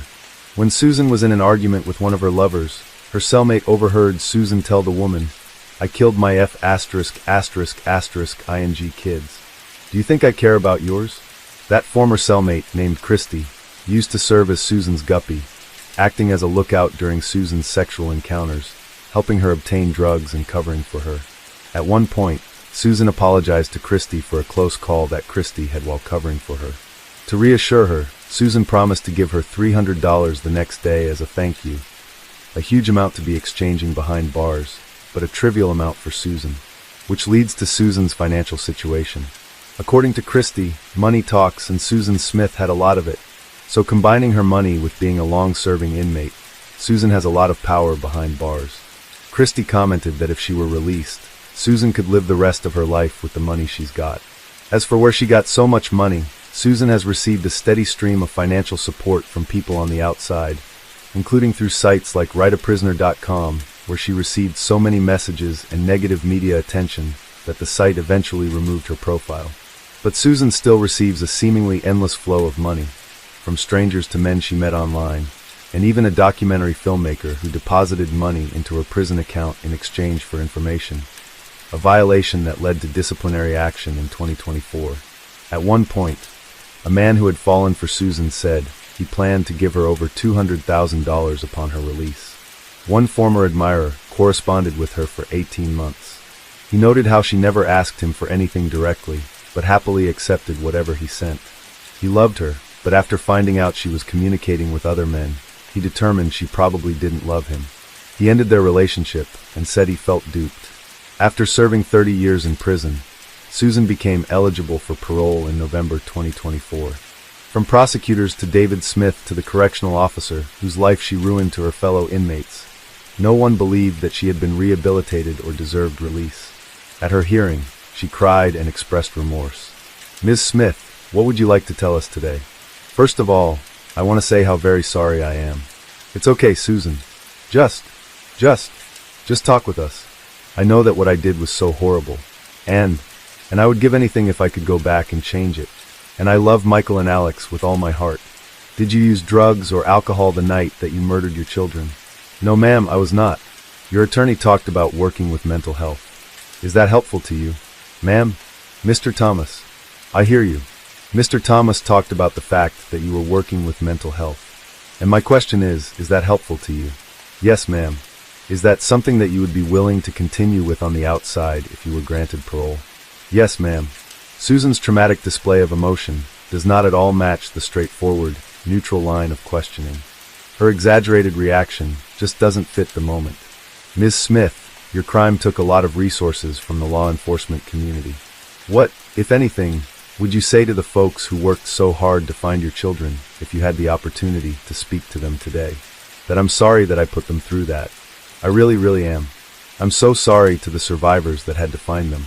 I wish I could take that back. I really do. I was really I didn't lie to get away with it. I really didn't. I was just scared. I didn't know how I could tell the people that loved them that they would never see them again. I didn't know how I could tell David he couldn't see his son again. And I'm sorry. I don't know. I know that's not enough. I know it's not, but I don't know. I know those just sound like words, but they come from my heart. They really do. Many noticed that Susan's emotional display felt familiar, that despite the constant tissue dabbing and sniffles, it was nearly identical to the tearless pleas she had made to the nation 30 years earlier. What do you think is the most important thing that you have learned while you have been incarcerated? That people are important, that forgiveness and love, that family is important, and that decisions we make don't just affect us. They affect the people that we love, and not to take things or people for granted. Is there anything else that you would like to tell us today that wasn't in your packet or that has not already been said? I would just like to say that I am a Christian, and God is a big part of my life, and I know He has forgiven me. And it is by His grace and mercy that, and I have a lot of faith, and I live by that every day. And I just ask that you show that same kind of mercy as well. I guess, yeah, that's it. Thank you. David Smith attended the hearing and reminded the parole board that this was not a tragic accident, but a deliberate act. The parole board unanimously agreed. Susan's parole was denied with her history of manipulative behavior and prison infractions weighing heavily in their decision. It was reported that Susan was devastated by the result. She remains incarcerated at Leith Correctional Institution. Her next parole hearing is scheduled for November 2026. Few believe that much will change by then. In the end, one thing has stayed the same. Susan Smith has always looked out for Susan Smith. From the lies she fed the public to her manipulation behind bars, every move she has made has been self-serving. Case 5. In the summer of 1996, Belgium was shaken by the news of two 8-year-old girls, Julie Lejeune and Melissa Rousseau, who were kidnapped, abused, and tortured for 3 months in a basement under a house in Marseille. Shortly after, police discovered 4 more bodies at different locations. 2 were hidden in the garden of a house in Sars-le-Bessier, while the other 2 were found in the basement of a house in Jamy. Some victims died from starvation or were buried alive while still showing signs of life. According to the investigation, these houses were owned by the couple Marc Dutroux and Michelle Martin. Between 1996 and 1997, with the help of his wife, Michelle Martin, Marc Dutroux kidnapped, abused, and murdered 5 girls, becoming the monster that terrorized Belgium. The public repeatedly asked, what drove the killer to commit such cruel acts? Like and subscribe to our channel as we uncover the full truth. Marc Dutroux, full name Marc-Paul Alain Dutroux, was born on November 6, 1956, in Aixelles, a district of Brussels, Belgium. He was the eldest child in a middle-class family with 5 siblings, growing up in an unstable environment. His father, Victor Dutroux, was a strict teacher who kept an emotional distance from his family and believed that harsh discipline was the only way to raise children. His mother, Janine Loans, was a gentle and patient woman, fully devoted to taking care of her family, but too weak to stand up to her domineering husband. Part of Marc Dutroux's childhood was spent in Burundi, then still part of Belgian Congo, where his father worked as a teacher. From a young age, Marc Dutroux displayed rebellious and uncontrollable behavior, frequently violating school and family rules. He attended 4 different elementary schools and changed schools 3 times in 5 years of secondary education before dropping out entirely. Throughout his school years, Dutroux remained isolated, had no friends, and performed poorly academically, causing his father to feel ashamed and furious. Instead of encouraging him, Victor Dutroux frequently insulted his son, calling him useless, a failure, and comparing him to other children. The violence was not only verbal, his father often physically assaulted him, forcing him to miss school for long periods. Witnessing these brutal beatings, Janine Loans remained silent, too afraid to intervene, knowing that if she spoke up, she would also become a victim. Years of enduring abuse fueled deep resentment within Marc Dutroux. He grew up with a hatred for his father's cruelty, but at the same time, he despised his mother for her weakness. Deep inside, he gradually developed the belief that the strong have the right to dominate the weak, a mindset that later influenced his horrifying crimes. When Marc Dutroux was 9 years old, Burundi gained independence, forcing his family to return to Belgium and settle in the village of Oba, Hainaut province. When Dutroux turned 16, his parents divorced, marking a major turning point in his life. He not only lost a complete family, but also felt completely abandoned. After the divorce, he continued living with his mother, but their relationship became more distant than ever. When she started a new relationship, Dutrix felt excluded, and as if he no longer had a place in the family. When she started a new relationship, Dutrix felt excluded, and as if he no longer had a place in the family. Meanwhile, his father, Victor Dutrix, left the family for a younger woman in Luxembourg, completely cutting off contact with his son, leaving him with deep resentment. Not wanting to continue living with his mother and her boyfriend, Dutrix moved in with an acquaintance. However, this was not a better choice. Instead, it pushed him further down a dark path. The acquaintance Dutrix turned to was not an ordinary person, but a convicted child abuser. This person helped Dutrix rent a room on the first floor of a fast food restaurant in Charleroi, a place known as a gathering spot for the local gay community. During the day, Dutrix worked as an electrician in a factory, but at night, he sank deeper into a depraved lifestyle, willing to do anything for money and to satisfy his thirst for power. He sold sexual services to the very acquaintance who had helped him rent the room, as well as to other gay clients. It was not about the money. Instead, Dutrix began to enjoy manipulating and controlling others. Despite trying various jobs, he was consistently impatient, easily bored, and never took his work seriously. He always believed that honest work was not meant for him. After working in a factory for a while with meager wages, Dutrix realized he did not want to be an ordinary laborer. He needed a faster, less restrictive path, one that would give him power. With this in mind, he entered the world of crime, experimenting with various illegal ways to make money, such as drug trafficking, theft, and selling stolen vehicles. His illegal activities quickly allowed him to amass considerable wealth. Not only did he buy luxury cars and live extravagantly, but Dutrix also invested in real estate, owning up to 7 valuable properties, creating the image of a successful man. However, behind this glamorous facade, Dutrix remained a resentful, hateful man, always seeking to impose his power on those weaker than him. In 1975, when Marc Dutrix was 21 years old, he met his first wife, Françoise Dubois, at an ice skating rink in La Louvière. At that time, Dubois was only 16, young, carefree, and unaware that she had fallen into the sights of a dangerous man. Attracted by Dutrix's appearance and experience, Dubois quickly entered a captivating relationship, believing she had found a strong man who could protect and take care of her. In 1976, just 1 year after meeting, Dubois agreed to marry Dutrix. They moved to Haines-Saint-Pierre, where they had 2 sons, but the dream of a happy family quickly crumbled. The marriage soon fell apart. Dubois realized that her husband was no longer as gentle as before. Dutrix gradually became controlling, extremely jealous, frequently irritable, and prone to outbursts of anger for no reason. He began spending less time with his family, frequently absent from home, spending his nights at ice rinks and nightclubs, where he devoted most of his time to approaching younger girls. In 1981, Marc Dutrix met Michelle Martin, a young woman with a gentle appearance.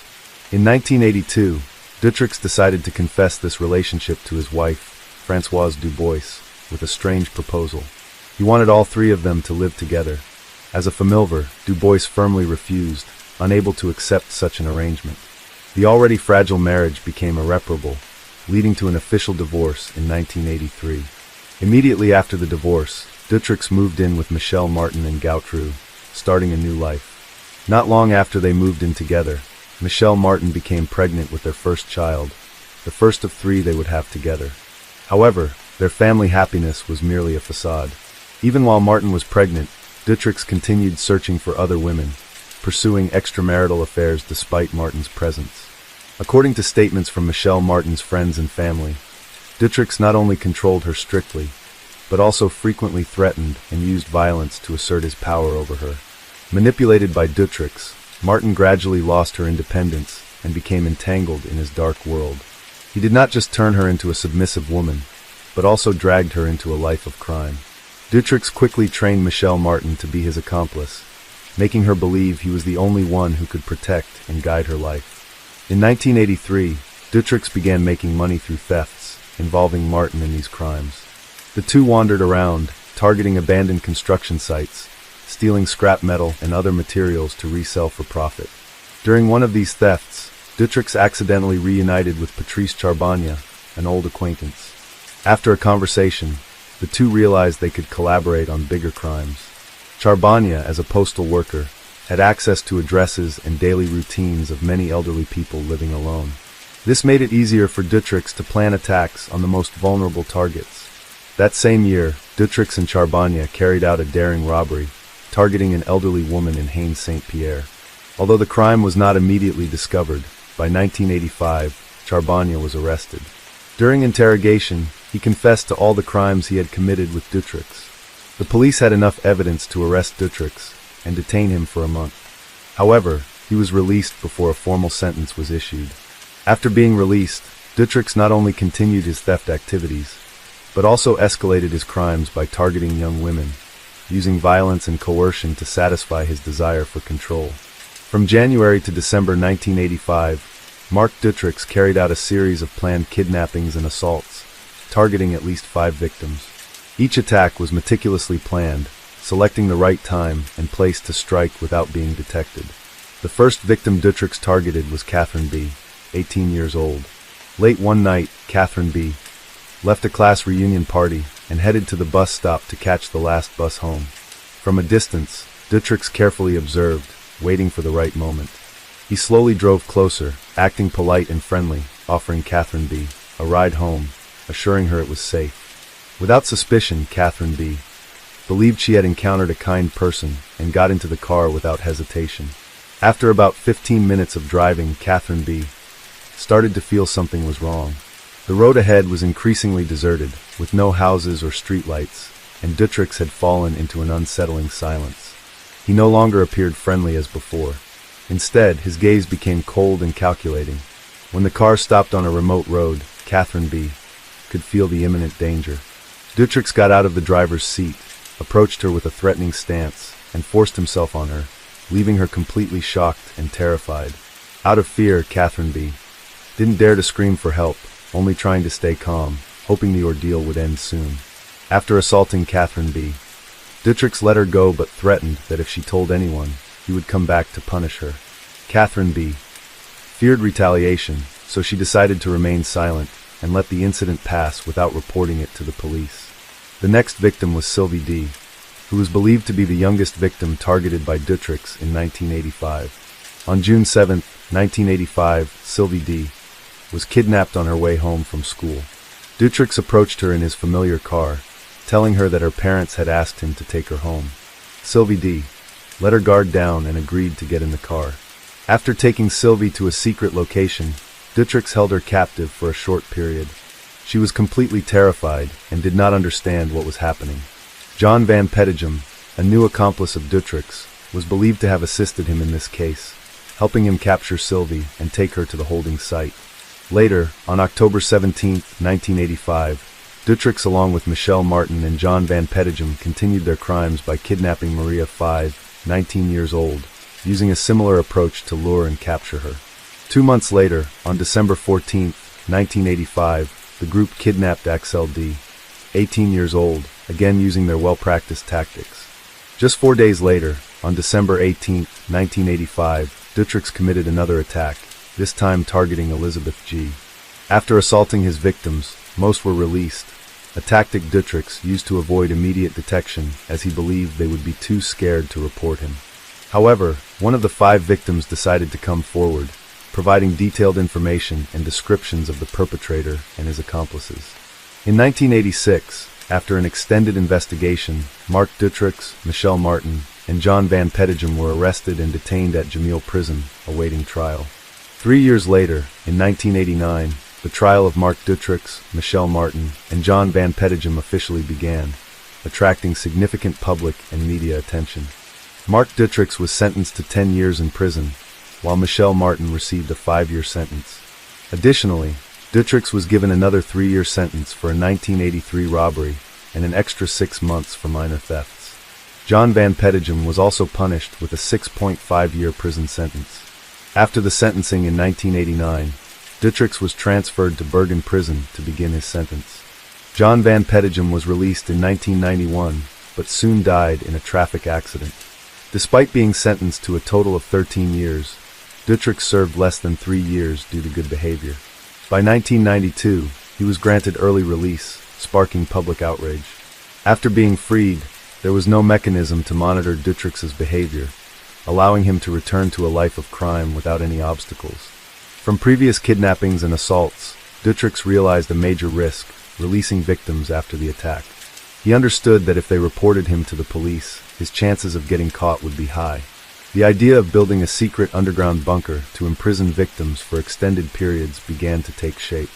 Mark Dutrix purchased several cheap properties in Charleroi, Belgium, but focused particularly on a house in Marsenal, which later became the base for his crimes. At this location, he secretly modified the house's structure. Using his mechanical knowledge, Dutrix personally designed and built a small prison cell with a concealed entrance and a basic ventilation system. He dug deep into the basement, expanding a small space of just about 2 meters by 1 meters, barely enough to hold 2 people. The bunker was incredibly cramped, with no windows, only a small ventilation hole to allow air circulation, causing those imprisoned to deteriorate rapidly both physically and mentally. The interior was damp, dark, and had poor sanitation. He placed only a small mattress and a few minimal items inside. He paid special attention to soundproofing, designing the entrance with thick concrete reinforcement to prevent any noise from escaping. Dutrix installed a trapdoor system carefully concealed under a wooden plank, making the bunker completely invisible to anyone visiting the house. After completing the secret bunker, Dutrix began executing his criminal plan.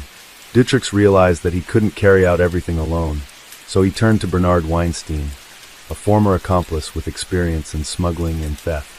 He convinced Weinstein that they could make millions by kidnapping young girls and selling them abroad.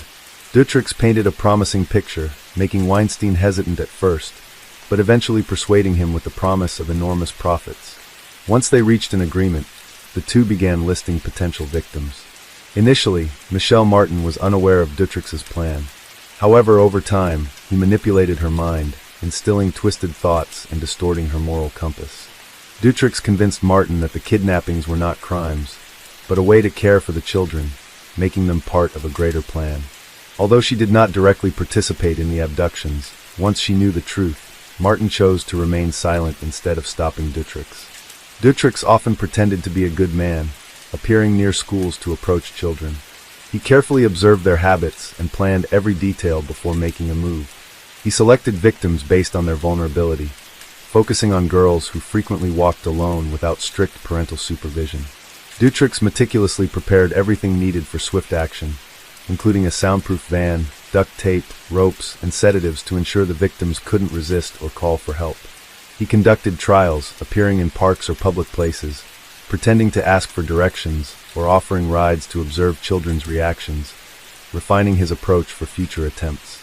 Dutrix practiced using sedatives, experimenting with speed and dosage to ensure victims would lose consciousness quickly before they could cry for help.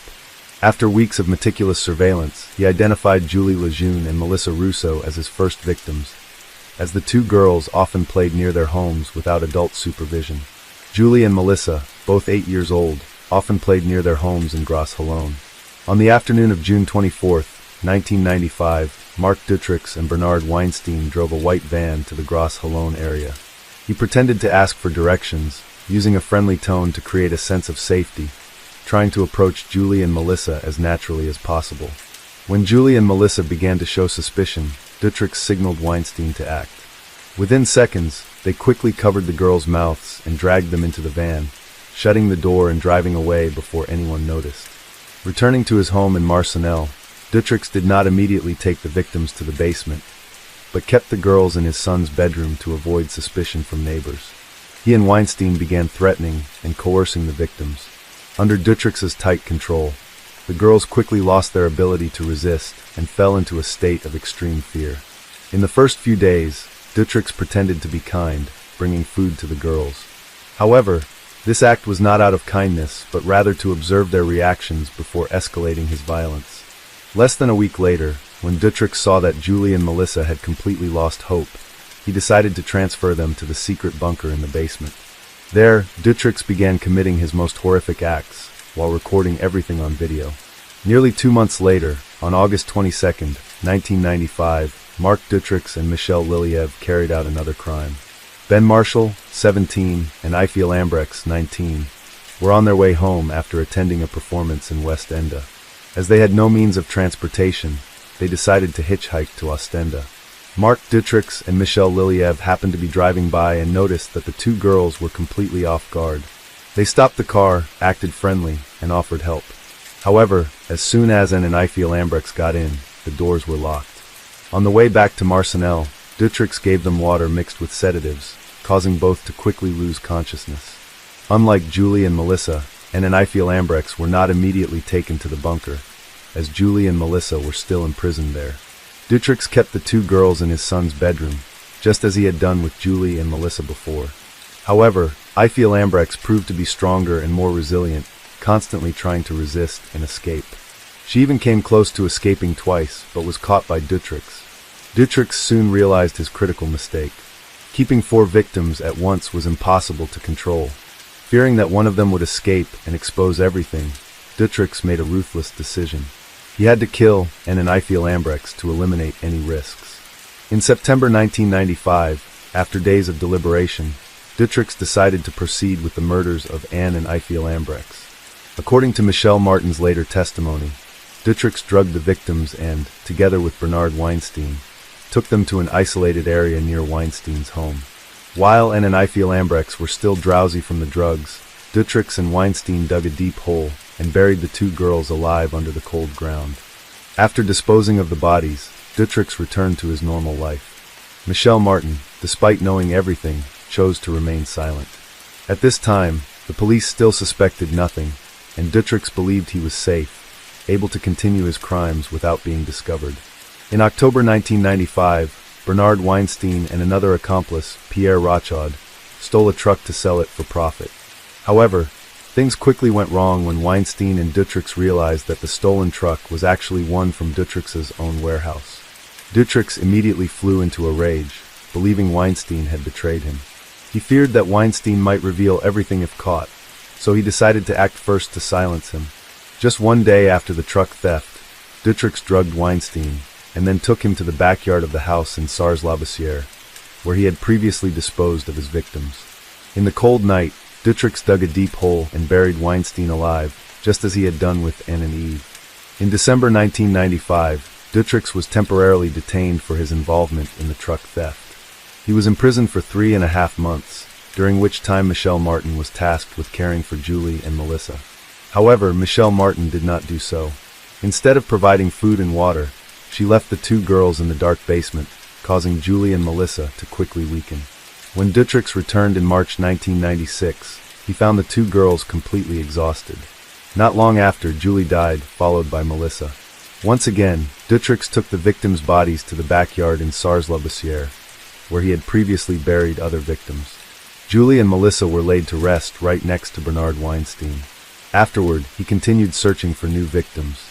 At the end of May 1996, in the city of Cannes, a small town near Tournai, his eyes settled on Sabine Dardenne, a 12-year-old girl with blonde hair, small stature, and an innocent look. He watched her for days, memorizing her school schedule, the route she frequently took, and the times she was alone. Seeing a perfect opportunity, Dietrich decided to act on May 28, 1996. On the morning of May 28, 1996, Sabine Dardenne rode her bicycle to school as usual, unaware that a white van was quietly following behind her. When she reached a deserted road, Mark Dietrich stopped his vehicle, opened the door, and waved for Sabine to come over. He pretended to be a family acquaintance, saying that her parents had sent him to pick her up, claiming that there was an emergency and he needed to take her to a safe place. When Sabine hesitated, he stepped out of the car, showing concern, and gently reassured her that there was nothing to be afraid of. Dietrich used his words to manipulate the victim's mind, gradually lowering Sabine's guard. Despite still having some doubts, under Dietrich's continuous persuasion, Sabine eventually believed his words, leaving her bicycle by the roadside and stepping into the kidnapper's vehicle. Upon returning to his house in Marcinelle, Dietrich executed his plan systematically. He led Sabine down to the basement, opening the heavy steel door leading to the cramped, dark room he had prepared in advance. He manipulated Sabine's young mind, telling her that her parents no longer wanted her, that they had handed her over to him for care. These words cut into Sabine's mind like a knife, gradually making her lose hope of being rescued. Dietrich forced Sabine to call him master, and threatened that if she did not obey, she would be punished. He made Sabine write letters home, but these letters were never sent. Instead, They became tools for Dutrix to control his victim. Every day, Dutrix forced Sabine to comply with his every request, from doing household chores to submitting to his desires. Every time the steel door slammed shut, darkness engulfed Sabine. She trembled, curled up in the corner of the room, crying silently in fear and despair. On the night of August 9, 1996, Marc Dutrix and Michel Lelive carried out another kidnapping. This time, the victim was Laetitia Delhaze, a 14-year-old girl from Bertrix, Belgium. Dutrix used the same strategy, following Laetitia as she left the swimming pool and walked home alone. He pretended to approach her, asking for directions to appear friendly, but as soon as he had an opportunity, he forced her into his vehicle and quickly drove away. However, this time, Dutrix made a serious mistake. A witness happened to see the entire event, especially his suspicious white van, and clearly remembered the license plate number. Unlike previous times, the witness immediately reported to the police, providing a detailed description of the vehicle, giving investigators the most crucial clue they had so far. As soon as the report was received, the police checked the license plate and discovered that it belonged to Dutrix, a man with a history of child abduction. Immediately, the police narrowed Dutrix's residence in Marsenal, launching a strict surveillance operation. After days of monitoring Dutrix's movements, the police decided they could not wait any longer. They believed the victim was still alive, and time was critical. On August 15, 1996, the police officially launched a raid on Dutrix's house. The moment the door was broken open, a horrifying secret was revealed, marking one of the most shocking events in Belgium's criminal history. At first, the police did not find anything unusual, but just as they were about to leave, an officer heard a faint knocking sound from beneath the ground. After breaking through the wooden planks, the police found a heavy iron door locked from the outside. When they forced it open, a horrifying sight emerged. Sabine Dardenne was curled up in a corner of the room, and Laetitia Delhaze was still wearing the swimsuit from the day she was kidnapped. Both girls' eyes were filled with fear and panic. Dutrix was officially arrested. Initially, he denied all charges, shamelessly claiming that he only kept the girls to protect them from a corrupt society. However, when confronted with irrefutable evidence from the basement, Dutrix was forced to confess his crimes. Michel Martin, upon being arrested, immediately confessed in hopes of receiving a lighter sentence. She admitted to starving Julie and Melissa, leading to the deaths of the two children. On August 17, 1996, police excavated the garden in Sars-le-Bessier and found the bodies of Julie Lejeune, Melissa Rousseau, and Bernard Weinstein. A week later, they discovered the remains of Anne Marchel and Effigie Lambrechts, buried deep beneath Weinstein's warehouse floor. After nearly 8 years of investigation, on March 1, 2004, at the Arlon Criminal Court in Belgium, Marc Dutrix was officially sentenced to 30 years in prison, but only served 16 years before being released in 2012, a decision that caused massive public outrage. Michel Lelive was sentenced to 25 years in prison for his key role as an accomplice in the kidnappings. The basement in Marsenal was demolished, but it remains a lasting symbol of one of Europe's most horrifying criminal cases. The Dutrix case shook Belgium, leading to massive protests against the justice system. Citizens demanded major reforms to prevent serious mistakes like Dutrix's early release in 1992 from happening again. The victims' families expressed their grief, stating that while the criminal could still live freely, they would have to endure their trauma for a lifetime. Case 6. Magdalena Aguilar Romero, born in 1990 in Guerrero, Mexico, in a humble working-class family in Cristo, a neighborhood in Tosca. From a young age, Magdalena displayed intelligence and a strong ambition to rise above her circumstances. She refused to accept a life of poverty.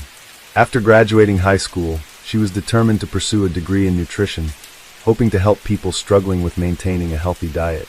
With relentless effort, she was accepted into university in Iguala, Guerrero. In college, Magdalena was well loved by her friends for her cheerful personality, boundless energy, and willingness to help others. In 2011, while still a student, Magdalena met Cesar Gomez Arciniega, a 35-year-old man, 14 years older than her.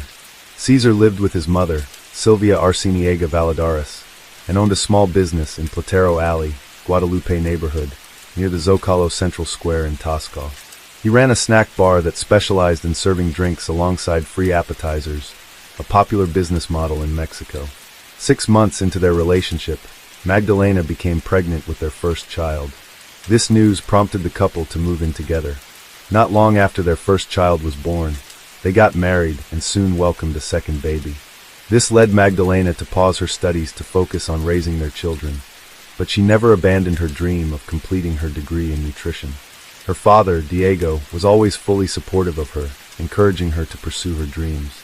His unwavering support further fueled Magdalena's determination to return to university in Iguala, Guerrero. But this decision triggered a change in Caesar. He was no longer the gentle man she once knew. His true nature gradually emerged, a controlling, pathologically jealous abuser. Magdalena's frequent absences angered him. He constantly blamed, criticized, and pressured her to give up her job, abandon her studies, and dedicate herself entirely to the family. But Magdalena refused to back down. She did not want to be a woman shackled by marriage like her mother had been. And this decision, unknowingly, ignited a tragedy that could not be undone. At the same time, Caesar's control over Magdalena grew more extreme. He forbade her from wearing makeup, dressing attractively, and even exercising. He wanted her to wither away, lose her confidence, and become lifeless. He believed that if Magdalena became weak, she would never leave him. Magdalena's health visibly deteriorated. She lost weight rapidly, her face became pale, and her once vibrant body grew frail, so much so that her mother, Maria, was alarmed. One day when Maria asked Magdalena about her children's diet, Magdalena casually replied, "They eat potatoes with sauce." Her family began to suspect something was terribly wrong. The signs were clear: she was isolated, controlled, and forced to live in fear. But every time they tried to help, Magdalena would force a weak smile and repeat the same old answer, "Everything is fine." Caesar didn't just control Magdalena, he imposed his rigid ideology on her entire family. One day, when she wanted to visit her brother Saul, Caesar coldly declared, "He's gay. I don't want my son growing up with that kind of influence." He forbade Magdalena from seeing Saul, despite the siblings having been very close. Magdalena was heartbroken, but she could not resist. She knew that any form of defiance would send Caesar into a rage. Caesar didn't just rob Magdalena of her freedom, he ensnared her in a financial trap. One day, the Tax and Public Credit Administration contacted Magdalena, demanding that she adjust the tax records for a jewelry store. Magdalena was shocked to discover that Caesar had secretly registered the store under her name. He had handed control of the business to his relatives without informing her. On paper, this meant Magdalena was fully responsible for the store's taxes and legal issues. Magdalena confronted Caesar, demanding an explanation. He merely smirked and told her she didn't need to worry about it. But she knew the truth: he had set a trap for her. If anything went wrong, she would be the one held legally accountable, not him. Their relationship deteriorated rapidly. Magdalena began to realize that she was living in a cage, a prison of control built by Caesar. One morning in August 2014, Magdalena called her father, her voice trembling but resolute. "I can't endure this anymore. I want to leave Caesar." Without hesitation, Diego Aguilar Zamora immediately promised to come get her. While Caesar was away, Magdalena hurriedly gathered her personal documents, clothes, and essential belongings. Then, she left with her 2 children. When Caesar realized what had happened, he continuously called and texted, begging her to return.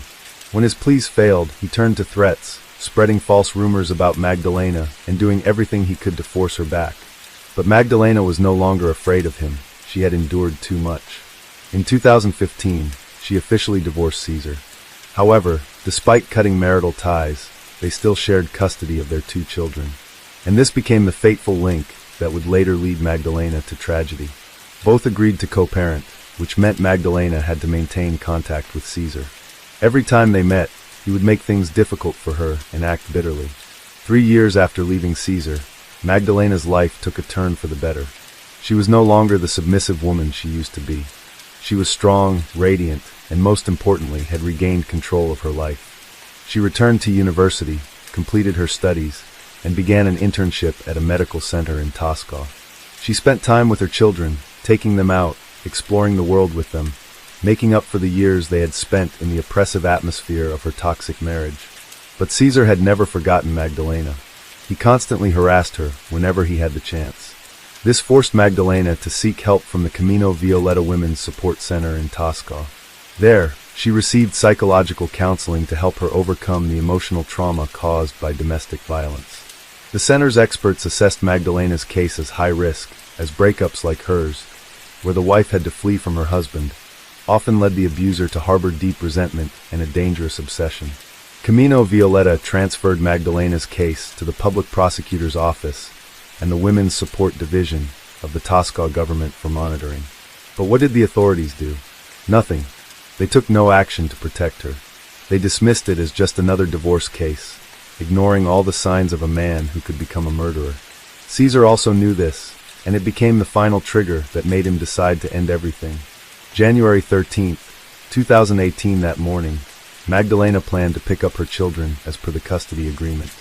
The two children had been with Caesar since January 11th. She told her mother that after picking up the kids, they would meet at 5:30 p.m. at the church in Tosca for a prayer service for their late great-grandfather. At 8:30 a.m., Magdalena left home, saying that before picking up her children, she would stop by the medical center to see a patient. Everything seemed normal.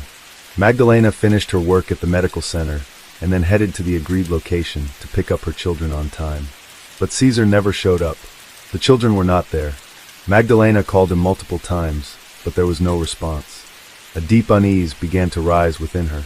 Though hesitant, she knew she had no choice but to go directly to Caesar's house to find her children. The moment Magdalena stepped into Caesar's house was the moment the door to her fate shut behind her. She disappeared. No one ever saw Magdalena walk out of that house again.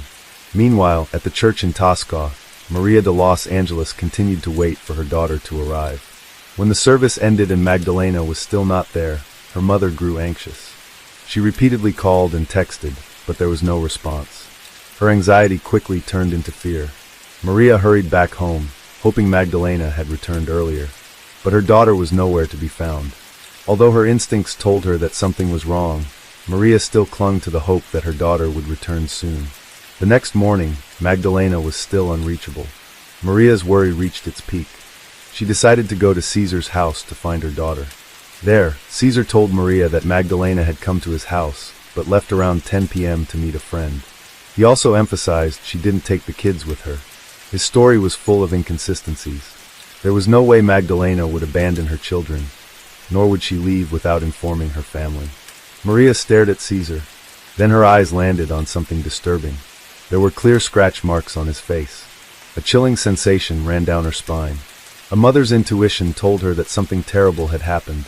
She could not hesitate any longer. Maria immediately went to the local police station to report her daughter missing. But the police did nothing. They refused to investigate or search for Magdalena. They categorized the case as a voluntary disappearance, even though the family repeatedly insisted that this was not a simple case of a woman leaving home. The government's apathy forced Magdalena's family to start searching on their own. They posted her photos all over the streets of Tosca, spread the news on social media, and pleaded for anyone with information to come forward. But all they received was deafening silence. Time passed, and the investigation remained stagnant. Maria visited the Guerrero prosecutor's office multiple times, pleading for them to open an investigation. But every time she went, she was met with cold indifference from the authorities. 9 days passed in vain. No leads, no answers. Despair turned into rage. Magdalena's family decided to organize a protest to pressure the authorities into taking action. And faced with this pressure, the police had no reason to refuse a press. On the morning of January 22, 2018, police raided the business premises of Cesar Gomez Arciniega. After narrowing down the suspects, they decided to conduct a search. No one could have imagined the horrific scene they were about to witness. Inside an industrial oven, a large enamel pot rests on a metal rack. As the police lift the lid, a burst of hot steam rises, and inside lies a partially cooked human body. On the floor, they found a black plastic bag containing additional body parts, carefully wrapped. But it didn't stop there. When they checked the refrigerator, they discovered the remaining body parts preserved inside. Through DNA analysis, it was confirmed that all of the remains belonged to Magdalena, the woman who had been missing for days. The sheer brutality of the crime left the entire investigation team stunned. No one could believe that a man could commit such an inhumane act against the mother of his own children. The police immediately informed Magdalena's family. When Maria received the call, she knew the worst had happened. But nothing could have prepared her for the horrific truth. Magdalena's remains were transferred to the forensic center in Chilpancingo, the capital of Guerrero, for examination. The forensic report confirms Magdalena died of asphyxiation. After being murdered, her body was dismembered and a portion was cooked. In a press conference led by Xavier Olia Pelaez, the Attorney General of Guerrero, the gruesome details of the case were publicly revealed. Cesar Gomez Arciniega was identified as the prime suspect, but he had fled before the police arrived. Police also identified his mother, Sylvia Arciniega Valladares, as an accomplice. She was accused of helping Cesar dispose of Magdalena's body and was immediately taken into custody. News of the case sent shockwaves across Guerrero. The media covered it extensively and public outrage erupted over the sheer brutality of the crime. Magdalena's tragedy ignited a fierce movement against violence toward women and the negligence of Mexican authorities. On the morning of January 24, 2018, thousands of people gathered at the church in Tasco to bid farewell to Magdalena Aguilar Romero. The church was filled to capacity, and the sounds echoed in the air, blending with the cold silence of grief and injustice.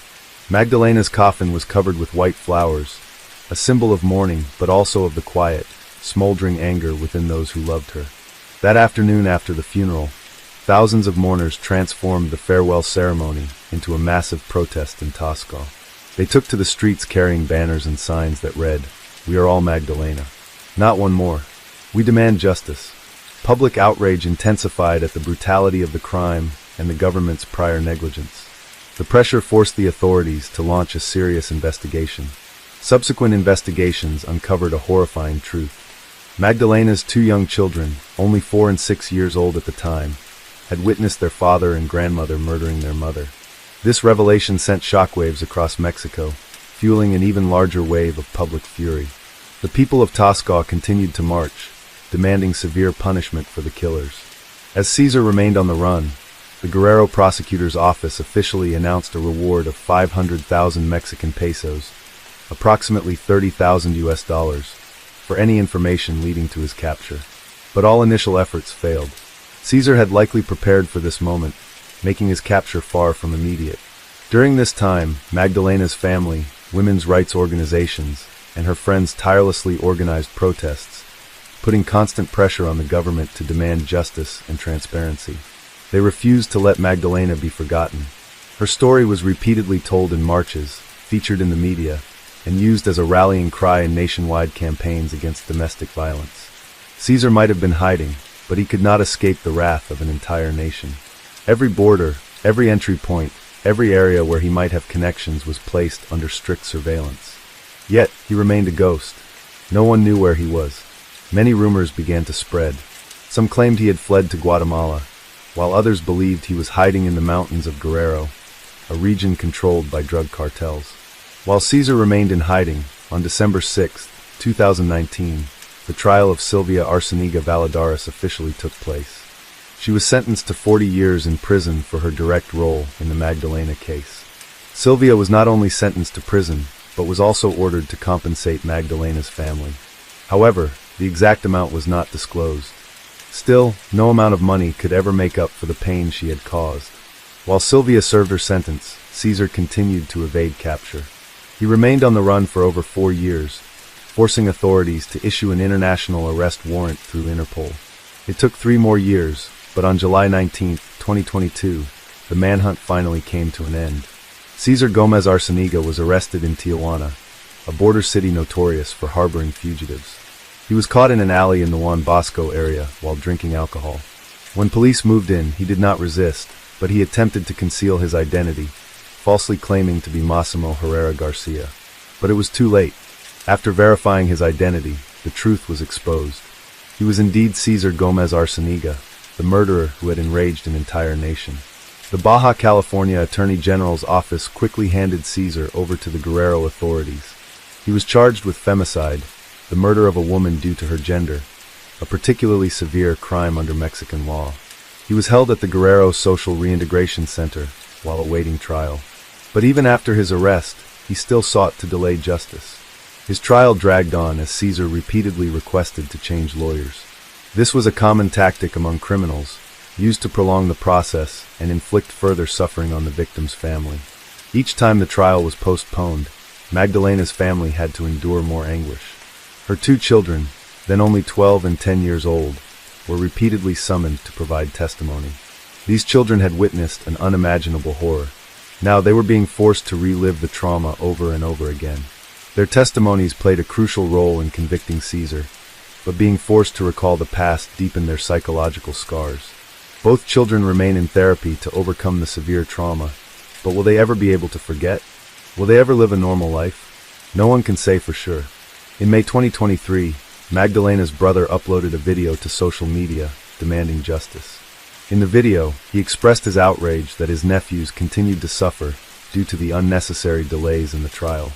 He emphasized, "Even though my nephew's testimonies helped convict Sylvia, my family still wants Caesar to receive the punishment he deserves. We cannot allow this trial to drag on indefinitely." The video quickly went viral, garnering massive support from the online community. Thousands of people shared it, putting pressure on the authorities to speed up the trial process. Finally, after more than a year of delays, in November 2023, Cesar Gomez Arciniega was sentenced to 55 years in prison for the murder of Magdalena Aguilar Romero. The murderer finally faced justice, but no prison sentence could ever bring Magdalena back or erase the years of suffering her family had endured. This was not just a crime, it was a harrowing wake-up call about domestic violence, government indifference, and the horrific consequences of justice delayed. Magdalena Aguilar Romero did not live to see the day Caesar was convicted, but her story continues to echo a stark reminder of domestic violence and the failure of the justice system. Case 7. The central figures in today's story are best friends Tiffany Hall and Jamela Tunstall. They grew up in the same neighborhood in East St. Louis, Illinois. Tiffany had a strong-willed personality. She frequently clashed with her family and often had heated arguments with her mother. Beverly Cross, Tiffany's mother, once revealed that her daughter was an uncontrollable rebel, even setting the kitchen on fire as a teenager. Despite this, Jamela trusted Tiffany completely. She didn't care about Tiffany's troubled past. In 1999, at age 16, Jamela Tunstall welcomed her first child, a baby boy named Demon. Later, she gave birth to 2 more children, even in 2003 and Jamela in 2004. Becoming a mother at such a young age was not easy. Jamela's life was a struggle filled with financial hardships, emotional turmoil, and immense responsibilities. She even lost custody of her children after being accused of disciplining her eldest son with a belt. But Jamela never gave up. She fought to regain custody, took parenting classes, endured social judgment, and ultimately won back her children. Meanwhile, Tiffany Hall also became a mother at 16. She soon had a second child, but her life took a dark turn in 1999 when she lost custody of her firstborn. When social workers intervened, they found the 2-month-old baby in a severely malnourished state. The child was limp like a rag doll, unresponsive to touch. The neglect was so severe that by age 5, the child was still wearing diapers and struggling with speech, only able to make incoherent sounds. In 2002, in a controversial decision, Tiffany regained custody of both daughters after Illinois prosecutors chose not to press charges against her. The Department of Children and Family Services deemed her no longer a threat to her children. This should have been a fresh start for Tiffany, an opportunity to become a better mother, but this fragile hope was quickly shattered by what happened next. At 23, Tiffany Hall spiraled further into crime. She was charged with possession of stolen credit cards, just one of many legal troubles she encountered over the years.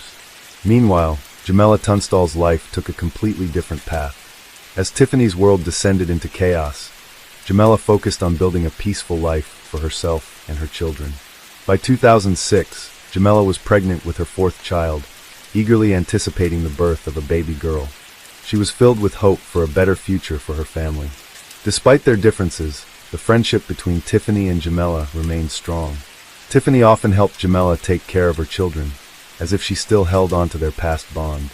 But no one knew that a horrifying plan had already been set in motion, and a night of terror was fast approaching.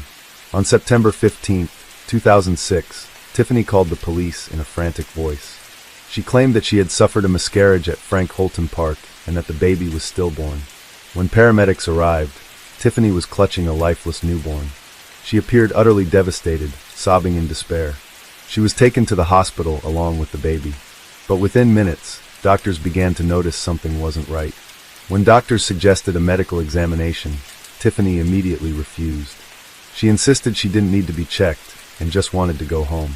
This raised even more suspicion something was definitely wrong. As soon as Tiffany left the hospital, investigators began their inquiry. During questioning, her statements were riddled with inconsistencies. Initially, she claimed she had been attacked and assaulted, but just minutes later, she completely retracted her statement. The contradictions in her testimony only deepened investigators' suspicions. Furthermore, no one, except her boyfriend, a Navy officer, knew that Tiffany had been pregnant. Neither her family nor her friends were aware of any pregnancy. When the baby girl underwent an autopsy, doctors found no signs of trauma. The cause of death remained a mystery. Tiffany left the hospital, abandoning the baby, whom she had named Taylor H., in the morgue. But soon after, she organized a bizarre funeral for the infant. On September 21, 2006, the funeral for the baby girl was held.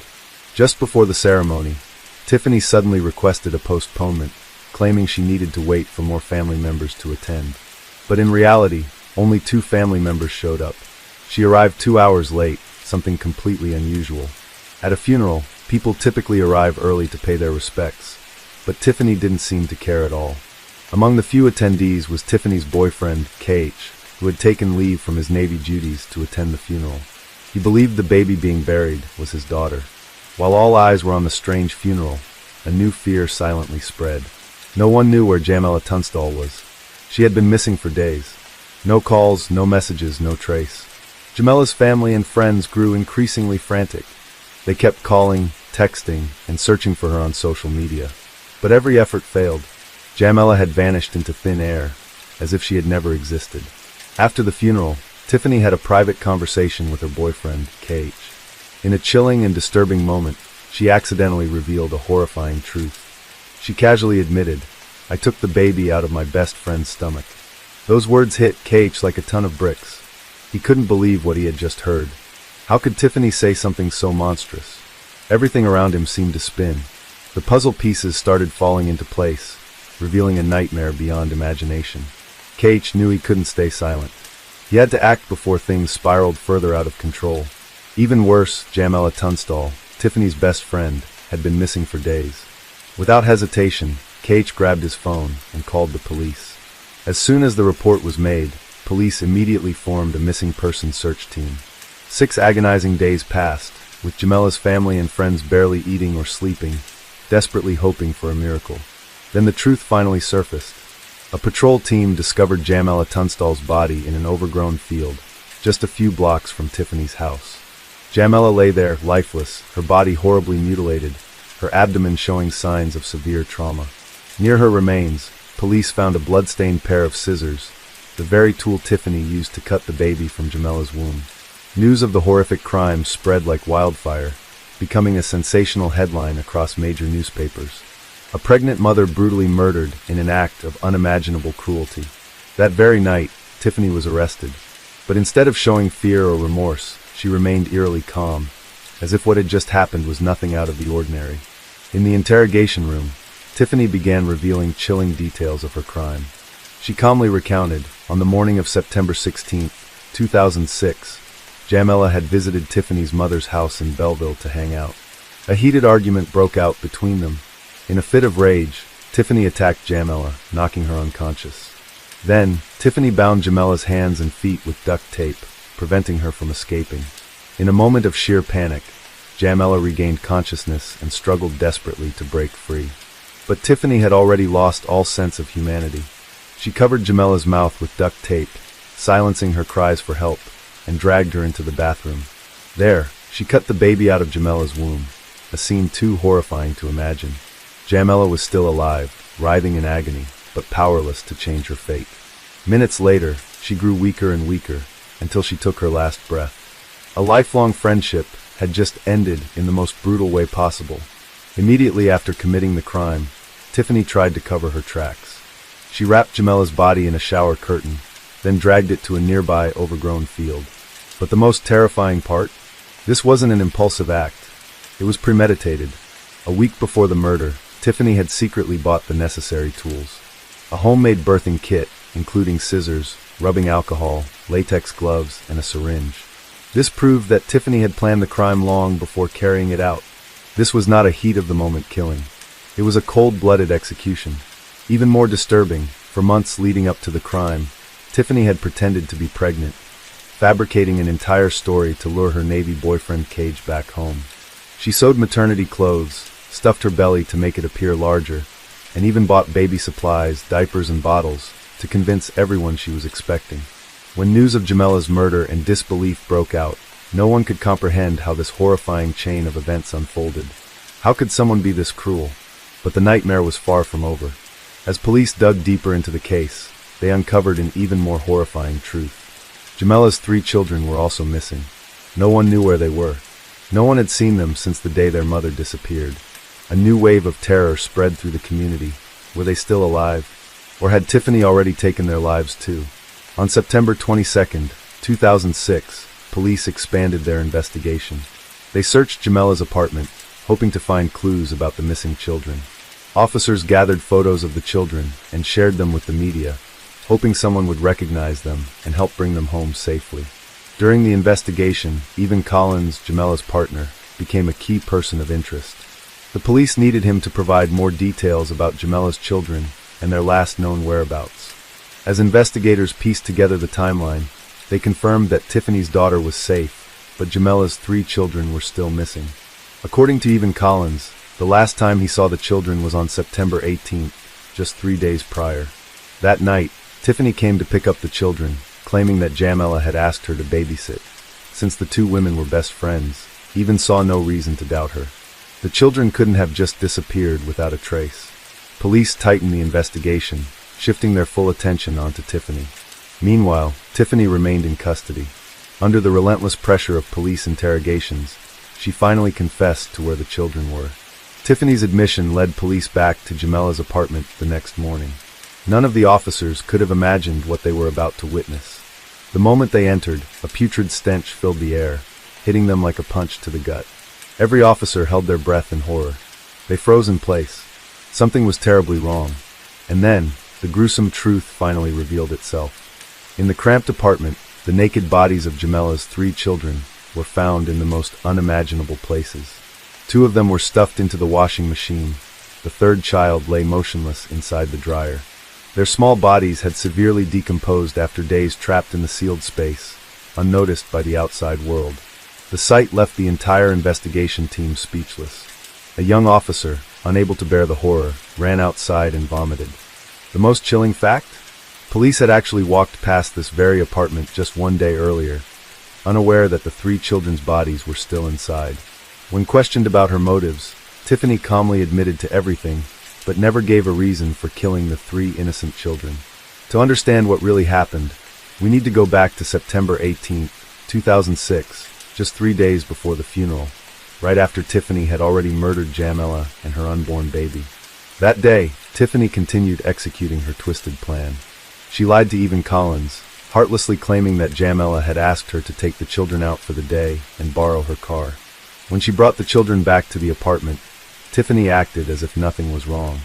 She looked at them and said, "It's bath time." But instead of laughter and splashing water, the bathroom, where Tiffany had murdered Jamella, became the setting for an even more horrific crime. One by one, Tiffany drowned Jamella's 3 children in the bathtub. Demon, 7 years old, even 2 years old, Janella, 1 year old, none of them stood a chance. Some reports indicate that Tiffany drugged the children with cough syrup before killing them, possibly to make them drowsy and unable to resist. After murdering all 3 children, Tiffany calmly dragged their bodies out and disposed of them just as we've seen in the previous segment. After committing the horrific crimes, Tiffany simply walked away, continuing her life as if nothing had happened. This inhuman act not only ended the lives of 3 innocent children, but also wiped out Jamella's entire family within a single week. By this point, Tiffany had confessed to everything. She murdered her best friend, stole her unborn baby, and mercilessly killed her 3 children. Yet, Tiffany never provided any explanation as to why she had targeted the children. On September 29, 2006, the funeral of Jamella Tunstall and her 3 children took place, leaving the community in tears. More than 700 people attended to say their final goodbyes. Within just 3 days, over $30,000 was raised to help cover the funeral expenses. But while the community mourned, the legal battle surrounding Tiffany Hall grew increasingly complex. Initially, Tiffany was only charged with the murders of Jamela and her unborn child. However, as the investigation progressed, she was officially charged with the murders of the 3 children as well. At first, Tiffany pleaded not guilty, which led to a series of psychiatric evaluations before her trial. She was initially assigned a public defender, but when the state declared its intent to pursue the death penalty, a more experienced attorney was appointed to defend her. James Gray, Tiffany's lawyer, revealed that while she was deemed mentally competent to stand trial, she suffered from severe psychological issues with an IQ of just 70, borderline intellectual disability. What made this case even more controversial was the fact that Tiffany herself was a mother. At the time of the crimes, her 2 daughters were only 5 and 8 years old. Finally, on June 10, 2008, the trial concluded with a life sentence without parole for Tiffany Hall. The verdict reflected the unforgivable cruelty of her crimes, murdering 5 innocent lives, including Jamela and her 3 children. But even after the sentence was handed down, painful questions remained unanswered. What could drive a mother to commit such monstrous acts? In September 2008, Tiffany attempted to withdraw her guilty plea, claiming that her lawyer had failed to represent her properly. However, the court rejected her request. In 2012, she filed another appeal, requesting a new attorney, but once again, her request was denied. Tiffany refused to give up. She insisted that her lawyers had failed to thoroughly investigate her mental health condition at the time of her guilty plea. According to legal records, James Gray had not even received Tiffany's psychiatric evaluation report until 2 days after she had already pleaded guilty. This raised serious concerns over whether Tiffany had fully understood the nature of her crimes, or if she was merely a victim of untreated psychological disorders. A psychiatric report revealed that Tiffany had a long history of severe mental illnesses, including psychotic disorders, PTSD, schizophrenia, bipolar disorder, severe depression, and mild intellectual disability. These diagnoses sparked public debate. How should the legal system handle criminals suffering from severe mental illness? In response, the court decided to overturn the denial of post-conviction relief, meaning Tiffany could continue to appeal her case. Over the next few years, her case was repeatedly revised and reviewed, with new attorneys stepping in during 2015 and 2016. Tiffany continued requesting a new attorney, but her requests were rejected. Finally, in 2020, Tiffany won a crucial legal battle that allowed her to file another appeal for post-conviction relief. While her case remains entangled in the appeals process, at the very least, Jamela's family can find some solace in knowing that Tiffany is still behind bars. Currently, Tiffany Hall is serving her sentence at the Logan Correctional Center in Lincoln, Illinois. The case of Tiffany Hall will forever be remembered as one of the most horrifying crimes in history, not only for the monstrous brutality of the killer, but also for the many questions that may never be answered. Case 8. On April 17, 1933, in Hindenburg, Germany, Joachim George Kroll was born into a poor, working-class family, during a time when Germany was engulfed in war and instability. He was the 6th child in a family of 9 siblings, growing up in an environment of both emotional and material deprivation. His father, a steel mill worker, was rough and strict. He frequently treated his wife and children harshly, making the household atmosphere constantly tense. His mother, Maria Kroll, was a submissive woman who did not dare to resist her husband's dominance and violence. From a young age, Kroll showed signs of intellectual disability. He struggled with reading, could not grasp numbers properly, and was often mocked by his peers as a fool.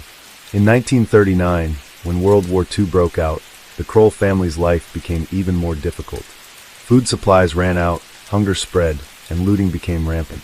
Kroll was often left hungry, his body frail and malnourished.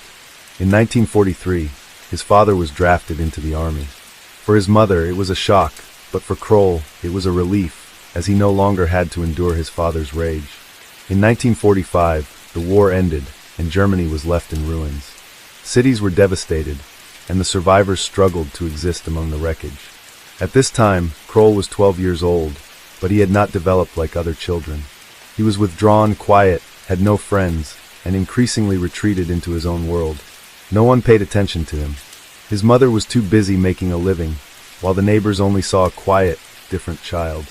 In this isolation, Kroll began to show strange interests. He spent hours observing animals, but not for fun. One winter afternoon, Kroll caught a stray cat, holding its neck tightly until it stopped struggling. He did not immediately dispose of the animal's body, but sat quietly, observing it for hours. Kroll did not feel fear or disgust. For the first time in his life, he had complete control over the life and death of a living being.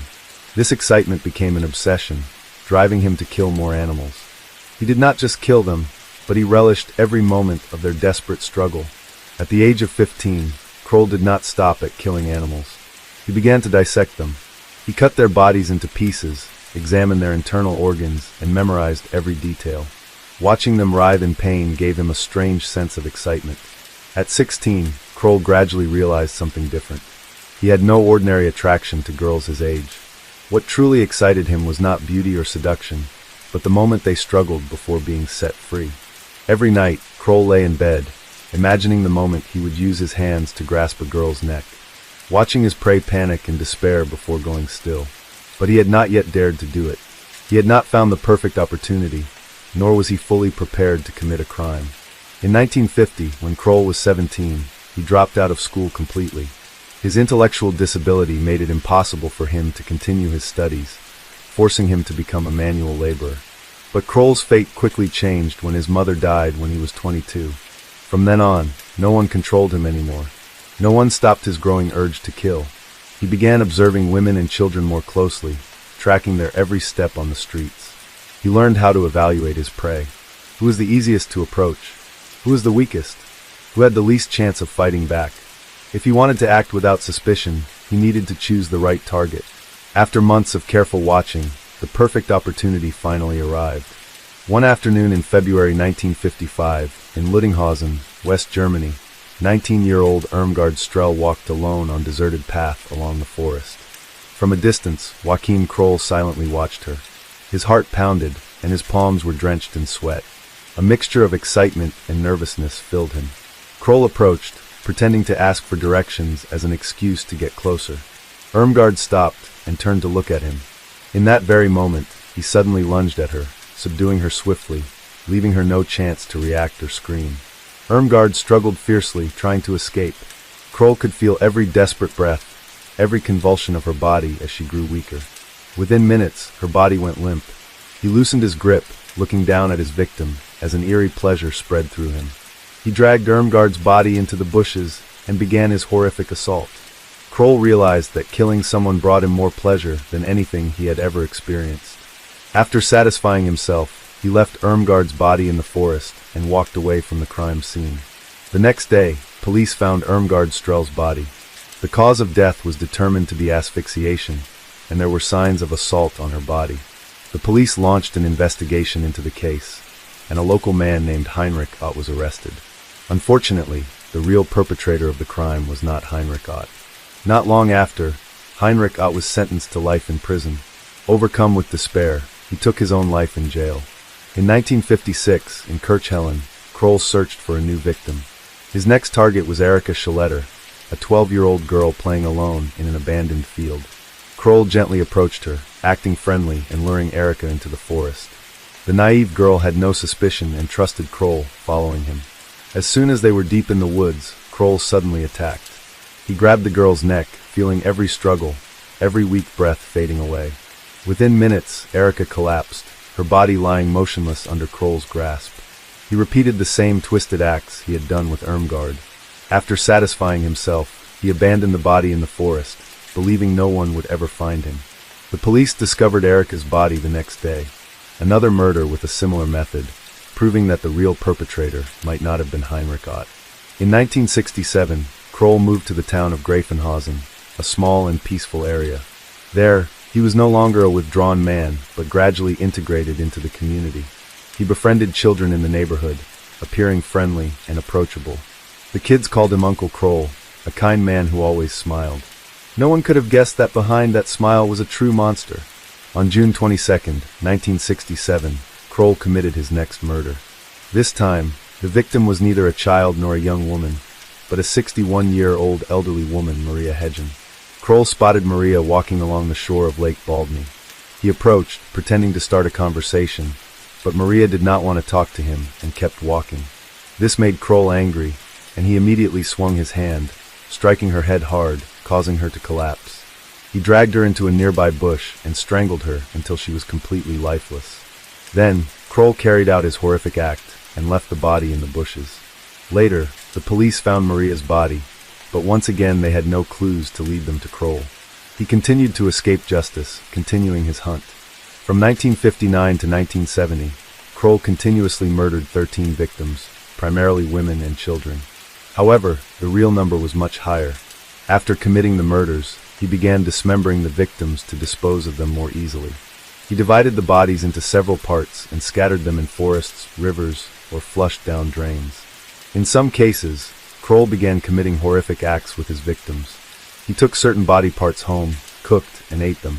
Later, Kroll admitted, just on a whim, I decided to cut up certain parts of the victim's body to see what they tasted like. After the 1970 case, Joachim Kroll disappeared for 6 years without committing any further crimes. After 6 years in hiding, Joachim Kroll committed another shocking crime. On July 3, 1976, Kroll committed his 14th and final murder. The victim was Marion Ketter, a 4-year-old girl. She disappeared while playing at a playground in the Lahr district of Duisburg. Notably, this area was very close to Kroll's apartment, just a short distance away. Instead of attacking on sight as he had before, he changed his strategy. He lured Marion in and secretly took her to his apartment. Inside the apartment, Kroll quickly committed his crime. He attacked the girl and then dismembered her body. He attempted to dispose of the remains by flushing the intestines down the shared toilet of the apartment complex. However, the old plumbing system could not handle such a large amount, leading to a severe blockage. That afternoon, a neighbor used the shared restroom and noticed something unusual. He noticed that the toilet wouldn't flush properly, showing signs of a severe blockage.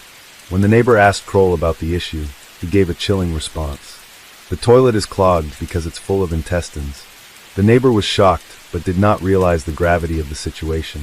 He simply thought Kroll was an eccentric man with a strange sense of humor. At the same time, some residents of the apartment complex saw Kroll throwing blood-stained clothes into the trash outside. They began to suspect something, but hesitated to get involved. The next day, police launched a large-scale search for Marion Ketter. They went door-to-door questioning residents, asking if anyone had seen the girl last. However, no one provided useful information. July 3, 1976, Duisburg, West Germany. That morning, a resident of the apartment complex called the management office to report wastewater overflowing from the drainage pipe. A maintenance worker was dispatched to inspect the issue. When he used a rod to probe the pipe, he felt a soft, unusual object stuck inside. He pulled hard, and immediately something horrifying came out. A piece of human flesh, pale, decomposing, emitting a foul stench. Terrified, he dropped his tool, stumbled backward, and quickly called the police. About 15 minutes later, the police arrived at the scene. They inspected the pipes and found more body parts stuck inside. Forensic experts quickly determined that the remains belonged to a young girl, around 4 to 5 years old. Police reviewed recent missing person reports. Immediately a name stood out, Marion Ketter, 4 years old. Her parents had reported her missing the previous day. The entire apartment complex was sealed off. Police began questioning each resident, but no one had seen or heard anything suspicious. However, a resident from apartment 10 provided a crucial clue. This person recounted a strange conversation with Kroll. Several others also reported seeing Kroll disposing of suspicious items in the trash. At the same time, the team investigating the drainage system discovered that the body parts had been flushed from an apartment on the 3rd floor. An officer proposed a theory. The perpetrator may have attempted to erase evidence by cutting the body into small pieces and flushing them down the drain. However, he likely did not anticipate that the plumbing system would clog. When they arrived at apartment 11 on the 3rd floor, the police knocked on the door. A middle-aged, gaunt man with an emotionless gaze answered. An officer asked, "Did you notice anything unusual?" The man gave a faint smile, his voice eerily calm. "No, I was just at home as usual." The police requested to inspect the apartment, and Kroll cheerfully agreed, leading them inside. As soon as they entered, the officers immediately sensed something was wrong. The air in the apartment was thick, filled with an indescribable stench. One officer noticed the gas stove. On it, a pot was still simmering, steam rising faintly. He stepped closer, slowly lifted the lid. Inside, a tiny hand floated on the surface. When they opened the freezer, the police were horrified to discover black bags filled with slimy red liquid. A deadly silence filled the room. An officer drew his gun and ordered, "Put your hands up immediately. Joachim Kroll, you are under arrest." And that was the moment when the cold-blooded killer was finally exposed to justice. The interrogation room was eerily silent. Joachim Kroll sat across from the police officer, his face expressionless. An officer leaned in and asked Kroll, "How did you kill Marion Ketter?" Kroll gave a faint smile and began recounting every detail. The police were shocked as Kroll calmly described the process of disposing of his victim, step by step, as if he were discussing a recipe. When asked about his motive, Kroll casually replied, "I like the feeling of control. I killed someone to satisfy myself and used them to save money on food." Kroll confessed to killing at least 14 people, but the actual number could be much higher. The police reviewed old case files and found many unsolved murders dating back to 1955. All these cases had one thing in common: the victims had been strangled. Kroll continued his confession, stating that he saw nothing wrong with what he had done. He did not consider his victims as people, but as mere objects for his satisfaction.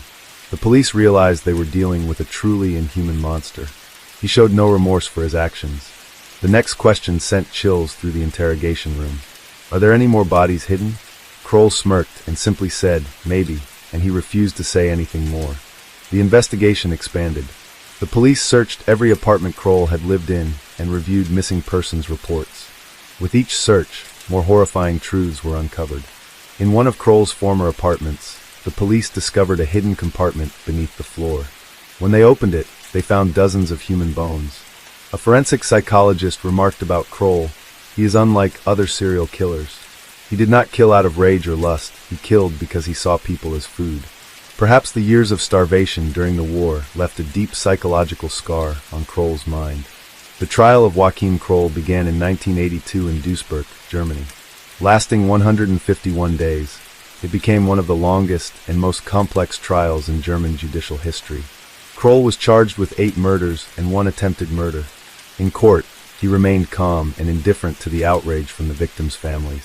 On April 8, 1982, Joachim Kroll was sentenced to life imprisonment for his crimes. He was imprisoned at Rheinbach prison near Bonn. On July 1, 1991, Kroll died of a heart attack while serving his sentence. When news of Joachim Kroll's death was announced, most people in Germany felt relieved. They saw it as the inevitable and fitting end for a brutal serial killer. The case's conclusion received widespread approval from the public. Many believed that his punishment was well-deserved. The victims' families expressed their sorrow, but felt a sense of closure, knowing that justice had been served.